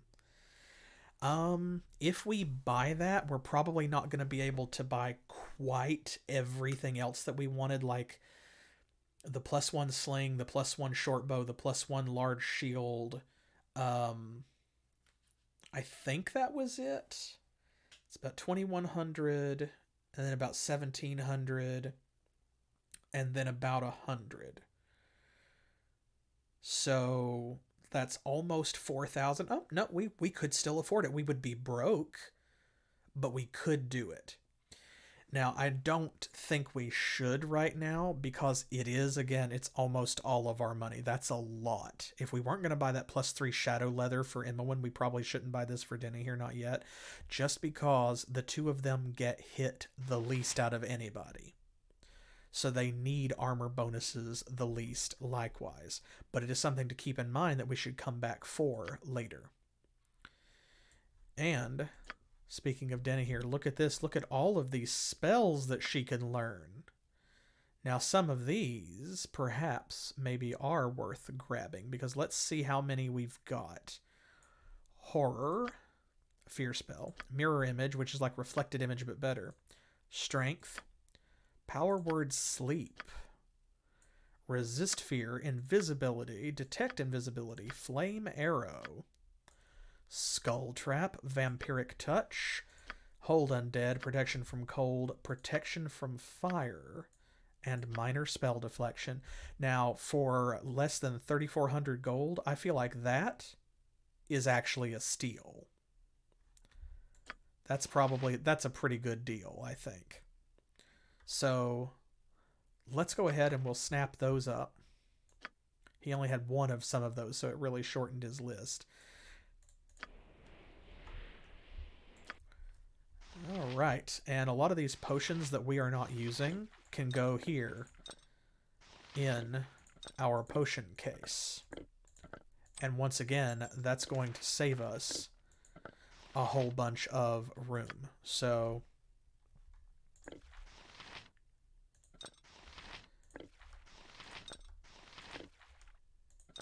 because we are going to use these potions, but we don't need them right now. Oh, there we go. She's got Potion of Power. she's not carrying anything extra. That's fine. Okay. Excellent. Let's add these spells then. And this is going to give Denna here a lot of options. Really racking up her effectiveness here. Some of these spells, we know what they do, like invisibility versus detect invisibility. But then there are some weird ones like Skull Trap. Lasts until triggered. You just fling a magic skull into an area that sits and waits. And when someone comes within 8 feet of it, it explodes in a fireball. Weird, but there you go. Hold Undead is like Hold Person, but for the undead. Who would have thought, right? Mirror Image is that spell that we've seen other wizards cast before, where they sort of divide and create multiple images, so it's harder to attack them. Power Word Sleep, of course, puts you to sleep. Flame Arrow, what this spell actually does in tabletop Dungeons and Dragons is it enchants a bunch of ammunition and turns it into like +1 flaming arrows temporarily. In the game, what it does is it lets the caster throw firebolts at people, because I guess it was harder to implement the other thing, or maybe they thought it would be less useful.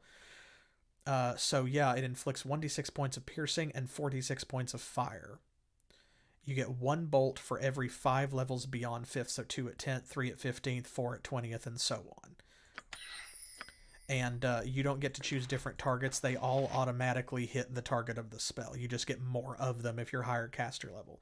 So just a bunch of firebolts. Vampiric Touch. It's a very short range spell, but it drains health from the target and heals the caster. And then minor spell deflection is exactly what it says. Similar to 6th level spell deflection. This one is 3rd level though, so it works up to a total of 4 spell levels and kind of like bounces them back. Okay, there we go. So we've gotten a bunch of spells. Before we didn't have a lot of choice, but now look at this. Her spell book's getting pretty full. We love it. And soon she'll have access to some of these higher level spells, these 3rd level spells, so she's well stocked when we get there. Next level, just 8,000 XP. And of course we gained a bunch of experience points for learning all of those spells as well. Now, there is, I am pretty certain, another flesh golem. Yeah. We don't want to mess with it. There's no reason to.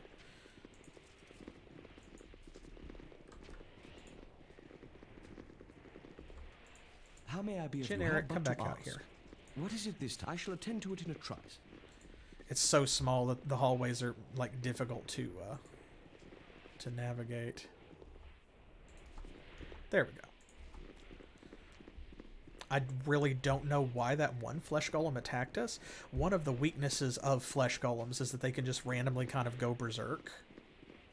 But it's only supposed to be in combat, like if they take damage or something. They can lose their cool.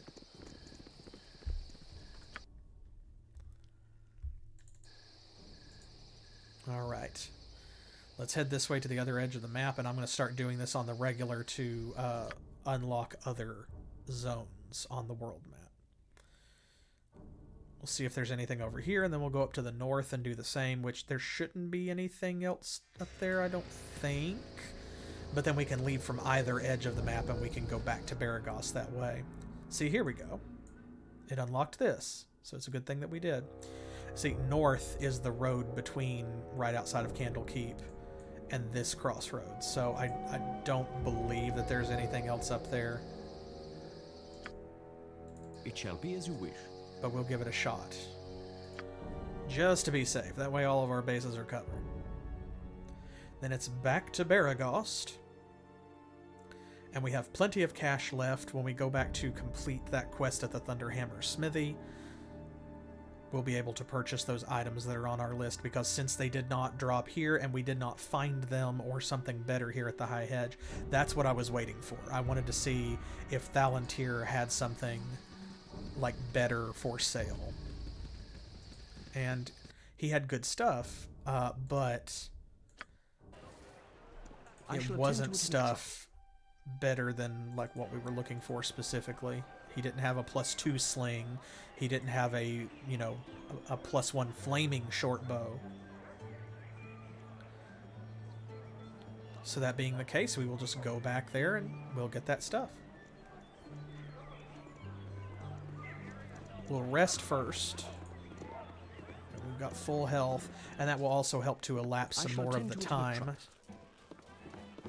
You want some whiskey? Because, of course, we also do still have to wait. And let's see, let's find Purdue.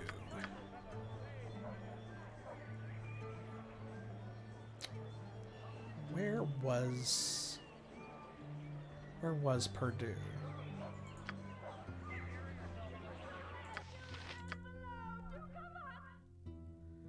I think he might be in the Red Sheaf, or he could be in the Jovial Juggler. Since the Red Sheaf is closer, I'm going to check it. But I think he's actually in the Jovial Juggler. Hey, Trance. You better watch out, old man's in the stream, and apparently... Oh, there's Purdue. And apparently has decided that it's a gift sub war. Oh. Handing out a lot of gift subs, throwing down the gauntlet out there, trying to take your spot. Figured maybe he'd eaten it by now. I hope you ran him through once or twice to get it at least. Now take your 50 gold and be gone. There we go. 50 gold and that's it. But 500 experience points. No reward was worth that. Purdue has his sword, and I have what he calls his thanks and a reward, although neither was very generous. Yep. So now, we have these half-ogres fortifying themselves in the mountains south by southwest of town. And Gurki's Cloak, which is in the Cloakwood. We haven't discovered the Cloakwood yet. It shall be as you wish.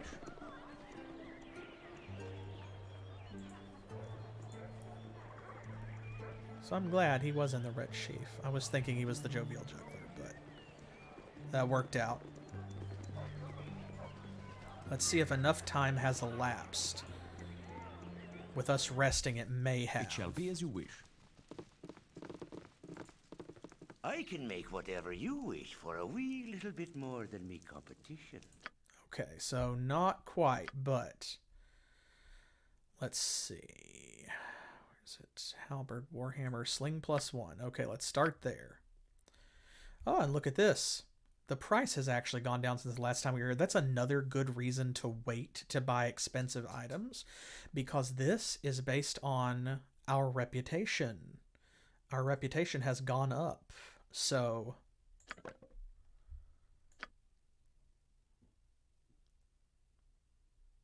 where's the other thing? Here we go. Large shield +1. See, 1940 now instead of 2100. And what was it? The short bow? Yes, short bow +1 is now 1455 instead of 1675. Which is great. So we spend a lot less money. We actually saved quite a bit. Alright, let's get rid of his large shield in favor of a large shield +1. There we go. Let's give all this extra stuff to Jaheira so we know where all of it is. Short bow +1. This is just a regular short bow. So this... There we go. See, her attack is going to be 1 better. Her damage is going to be 1 better, which is good, because damage on a short bow is low, especially with non-magical arrows. So what a magic bow does, like the advantage, is that any ammunition shot from it is treated as magical. So now she'll be able to overcome the damage resistance of more powerful creatures that she couldn't hurt before, like the Flesh Golem. So there we go. All of these arrows are now +1 arrows, effectively. Unless magical ammunition is better when you fire it, like this +2 arrow of fire is still like +2 arrow. It doesn't become a +3. Only the highest bonus applies. Likewise for her. See, because the damage is really crappy on things like a sling or a short bow. So she went from 1 to 6 to it became 2 to 7. Now this is going to be 3 to 6. There we go. Love that. Oh. Since we rested. Ooh, 31 charges. Those don't stack, do they? Oh, well. I got hopeful for a second. I can make whatever you wish for a wee little bit more than me competition. Okay, and we probably should buy some bullets. She only has 1 slot left, or 1 stack. There we go. We'll do that. We'll buy 1 full stack for her.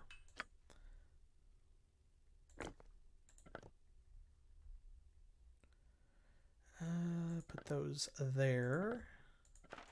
And there we go. She's tapped. She's full. We need another scroll case just to put scrolls in. That would be very nice, but here we go. We'll just litter.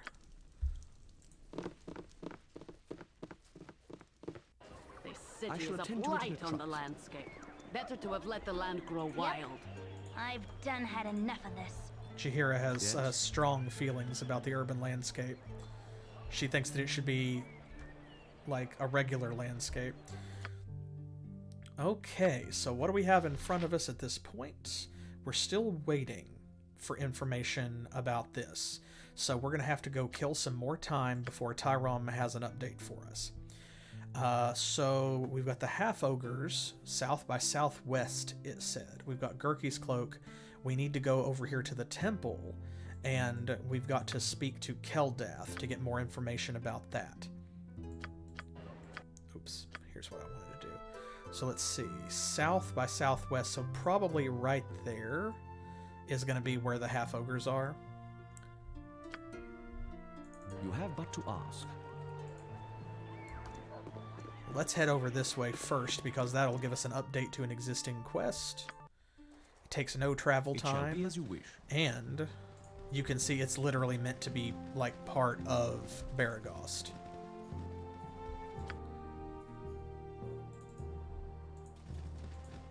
The vestibule.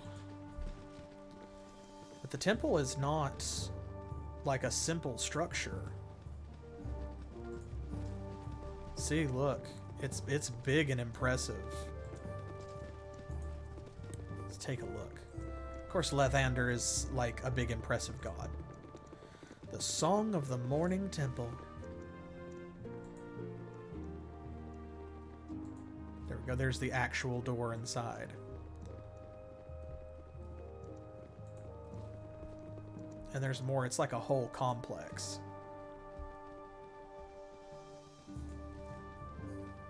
It's got multiple doors inside even. Check it out.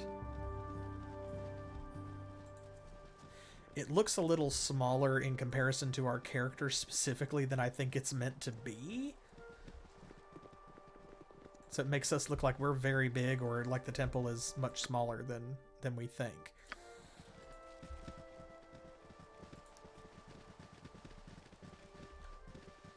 Hello, random drunk.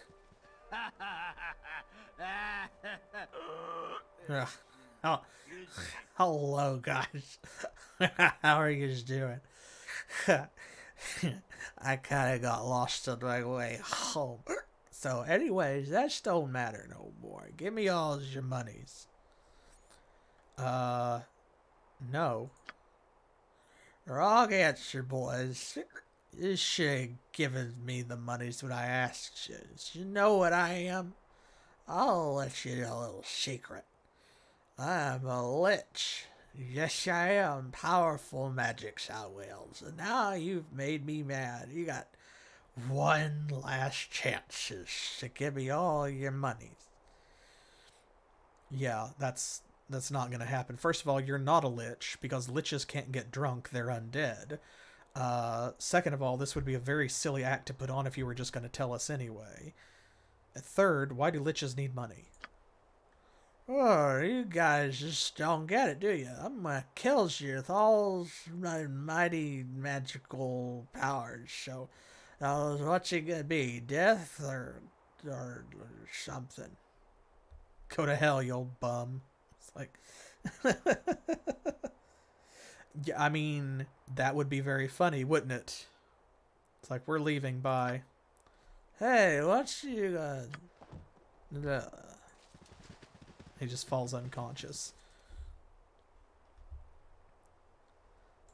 Hilarious. It would be very funny if he was a lich, but... Oh, he doesn't have anything. It would be very funny if he did. So, as you can see, this is a full-sized map, just like the Carnival, even though the temple is like the standout point of interest. We'll head inside, and we want to speak with Keldath Ormlear first. It shall be as you wish.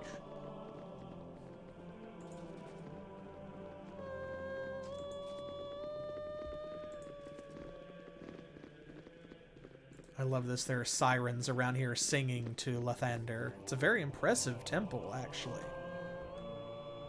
Yeah, it is very dissonant. That's unfortunate, like, because I love the background music track here, like the sort of Gregorian chanting.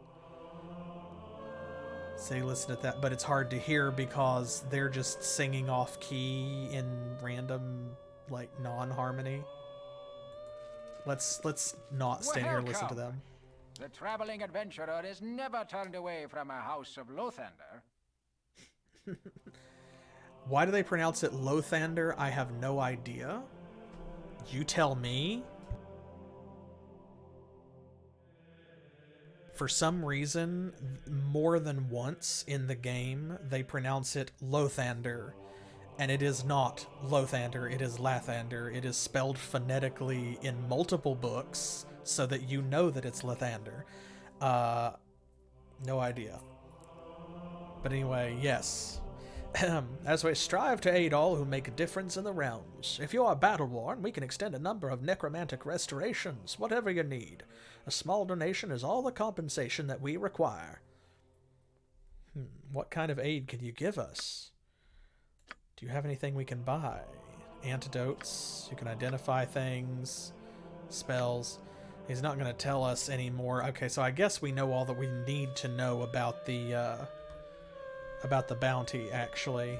Let's get out of here before the sirens get any more enthusiastic. You have but to ask. I thought that he had an update to the quest for us, that we needed to come talk to him, but I guess, like, not until we stop Basilis. Or Bacillus, whichever you prefer. That one's not spelled out phonetically for anybody. That's always been a pet peeve of mine. Lathander. Why do they say that? Lathander. It's an A. It's an A, and Ed Greenwood has told us that it's Lathander. Depending on where you're from, the accent may differ. It's either Lathander or Lathander, with the accent like on the first or second syllable. But it's not Lathander anywhere. So why it's here in like this in Baldur's Gate, I don't know. Yes. Gotta save all the time. Oop. A vampiric wolf. Okay, well. Gonna save all the time for stuff like this. Well, seems like this is a great time for this. Hey, look at that. All of that damage. Let's get this vampiric wolf out of the way. Nature's servant awaits. Probably gonna have to heal Minsk. He's paralyzed. Yep, we know. We know. Oh, man. You could say Lathander, I guess. I care not. I think we're gonna need some more help. Let's get the vampire. There we go. It's near death. But there's another one that's just barely injured. Come on, Jaheira. There we go. Just barely. She got it off. Yes? Oof. Big oof. Come on. Poor Minsk.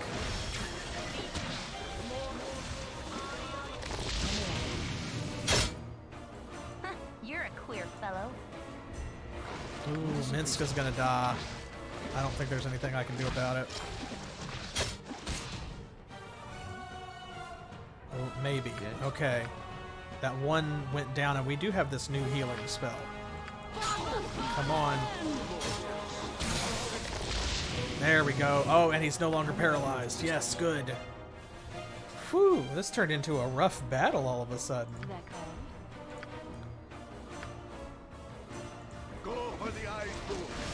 Alright. Let's wizard these guys. Weapon ineffective. Because it's a vampire. Vampiric or vampiric wolf. Hilarious, honestly. What is it this time? Okay. That doesn't work anyway, so you attack one of these dread wargs instead. And maybe... Yes? Actually... You know, we need to do some mitigation. Hold person's probably not going to work. Silence won't help. Maybe not. Okay, we'll just focus on healing Minsk then.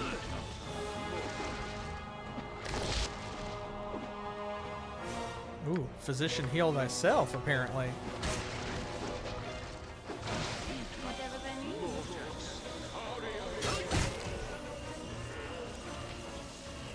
Good, that one is dead. You point, I punch. Yeah, that's what it is. We just have to have a magic weapon, and he doesn't have a magic weapon. You know, we haven't used his Enrage, actually. He does have the Berserk ability. Oh, he's got Charm Animal. Use that on the Lord. This gives us an opportunity to use this wand a little bit, though.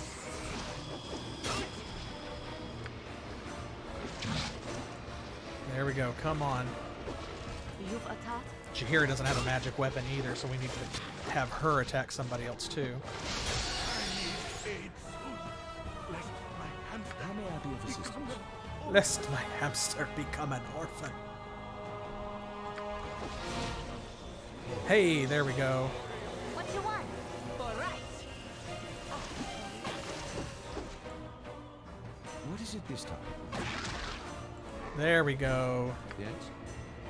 All right.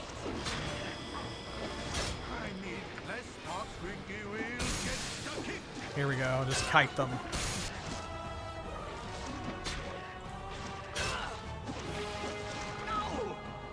Man, this turned out to be a hell of a fight all of a sudden. Oh, my heart's really not in this. We got it now, though. My blade will There we cut you go. down to size. Yeah, Imowen's ineffective, which is odd because she's using a magic weapon, so that is very strange. I'm trying to conserve my potions if I can. Whoo-wee. Definitely save after that battle. Goodness gracious. Whew, that was a fight that I wasn't expecting to run into. That was a fun random encounter, my What is it goodness. this time? Do we have any healing left? Jaheira should have at least one. Awaits. Nope. Okay, I used them all. Phew-wee. Yes. That took a lot of spells and all of our... Shoot. All of our cunning. It might be, like, she's using the short bow +1, but it might have been counting the arrow as non-magical. Man, yeah, poor Minsk. But that's okay. We got through it. We got through it, although now it might be wise to go back to the temple and get some healing. Yeah, we're not going to rest here, I don't think. John the DM's right. We're not going to rest out here in the open, not with Minsk that wounded and no healing spells. Let's give them a right threat. Another random encounter. Well, at least this is just regular wolves. Watch one of them get a good bite on Minsk and finish him off, though. Hilarious. They're biting the hell out of Khalid. My blade will cut you down to size. If that was the justification, that kind of makes sense, actually. You know, I wonder if that is a thing. That would explain why you encounter wolves so often. Like, they're the most common random encounter, it feels like. All the way back when this game was new, I remember fighting more wolves than anything else when you're just wandering through the wilderness. And I wonder if that would be why. You get wounded, and it's like, if that was part of the algorithm.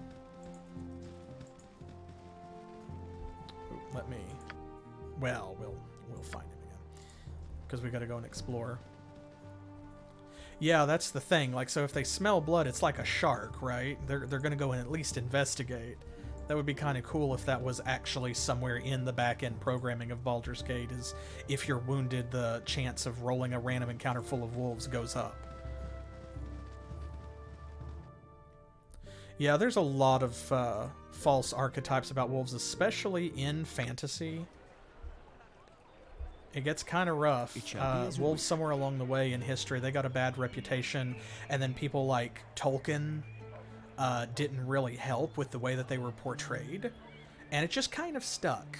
I've talked about that earlier in the stream, that, you know, wolves are a disproportionately powerful encounter to when and how you encounter them, and for whatever reason, they're just automatically hostile, and we all know that the whole like alpha and omega thing is a bunch of BS. So, you want some whiskey? Yeah, exactly. See, you know. Yeah, real wolves are cool. They're fine. Yeah, they would be much quicker in the game. Also, yeah, like a bear. Bears are terrifying because in here, bears just kind of lumber around slowly and take slow swings at you.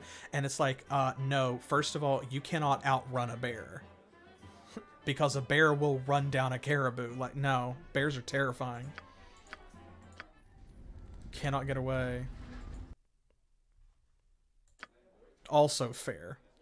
Okay, 8 hours. Let's rest again, and they'll cast spells to automatically heal Minsk. And I think that might give us, that might mean that enough time has passed that we can go back to the Thunderhammer Smithy and get our quest updated. You know, kind of. I mean, I would be curious, especially if you're an old vampire. You probably start experimenting and you get a little weird with it. After a couple hundred years, you start going, I wonder. Well, here, it's mostly a curse in Dungeons & Dragons. There are different kinds of vampirism, but broadly speaking, it's kind of like lycanthropy. I can make whatever you wish for a wee little bit more than me competition. Oh my god, you still have nothing to tell us. Okay, well, if that's the case... You have but to ask. Yeah, no big dangerous mammals, because there's not room amongst the terrifying emus and the cassowaries and the giant spiders and the flying scorpions. Okay, well, so we'll go back next time and we will finish exploring the temple zone because there is more over there. And then we have all of these new zones unlocked, some of which have quests in them. Not all of them. Not all of them. We do need to work our way back up to the bandit camp, but there's a lot to do here. We've uncovered quite a bit. And, well, emu for you. Emu for us. You speak the Queen's English. We speak American. But, yeah, we've got a lot of ground to cover, quite literally. So, and I'm looking forward to covering it because, I mean... Very nice. Oh, thank you very much. I appreciate the follow, John. And hopefully we will see you back here next time since you have followed. If you're watching and not following, why? It's so cool to be here and hang out, and it's absolutely free. Although if you want to throw money at me, you can subscribe on Twitch, or if you're watching on YouTube, pledge to the Patreon, where you can pick up some cool perks for just a couple dollars a month, like getting your game request bumped to the top of the list. So, you know. Oh, very funny, Trance. Uh-huh. Yeah, well, good. I'm glad that you found me. And hope that you will come back next Saturday when we continue with more Baldur's Gate. That will be at 7 p.m. Eastern Time, which is New York and Miami time here in the US. And of course, Monday, Specific Pixel and I will be back at the 11th hour continuing there. And on Thursday, in between, I will be returning with another episode of Hellgate London. But honestly, I really want to just kind of play more Baldur's Gate. So many people are close to a level. And look at Khalid. See, that's why I want to go and clear all of those zones. So... Yes, Oz. Well, it's, okay, a mutant offshoot of the Queen's English, just like ours is. Which makes sense because you live in the land of monsters, so, like, of course it fits. Maybe one of these days, because there's a lot of Baldur's Gate to cover, so, you know, maybe there might be a multiplayer Let's Play at some point in the future, especially since at some point we are going to play Baldur's Gate 2 as well. But, yeah, make sure that y'all are following on Twitter. If you are watching the YouTube clip after I upload over there, then, of course, hit that subscribe button, like the video, and leave me your comments. Either, you know, message me on Twitter, respond over there, comment on YouTube. Let me know if you have played Baldur's Gate before, about your party composition, that kind of thing, which path you took through the game. If you are picking it up for the first time, you can scroll down, and in the description underneath the video is a link to where you can get Baldur's Gate for yourself and give it a try. If you have never played this classic, you absolutely should. All of the Black Isle Dungeons & Dragons games are so worth it. And I say that as a huge fan of both D&D and of the games, but they're really good. Like, they're classics for a reason, and they got remakes, remasters, and re-releases and updates and new content 20 years later and stuff like that for a reason. So give them a try yourself, and then let me know on YouTube or on Twitter all about your first experience, your first look at Baldur's Gate. And thank you again for the new follows this time, and I'll catch y'all next time when we come back with more, whichever stream that's in. I'll see you then, and until then, as always, thanks for playing.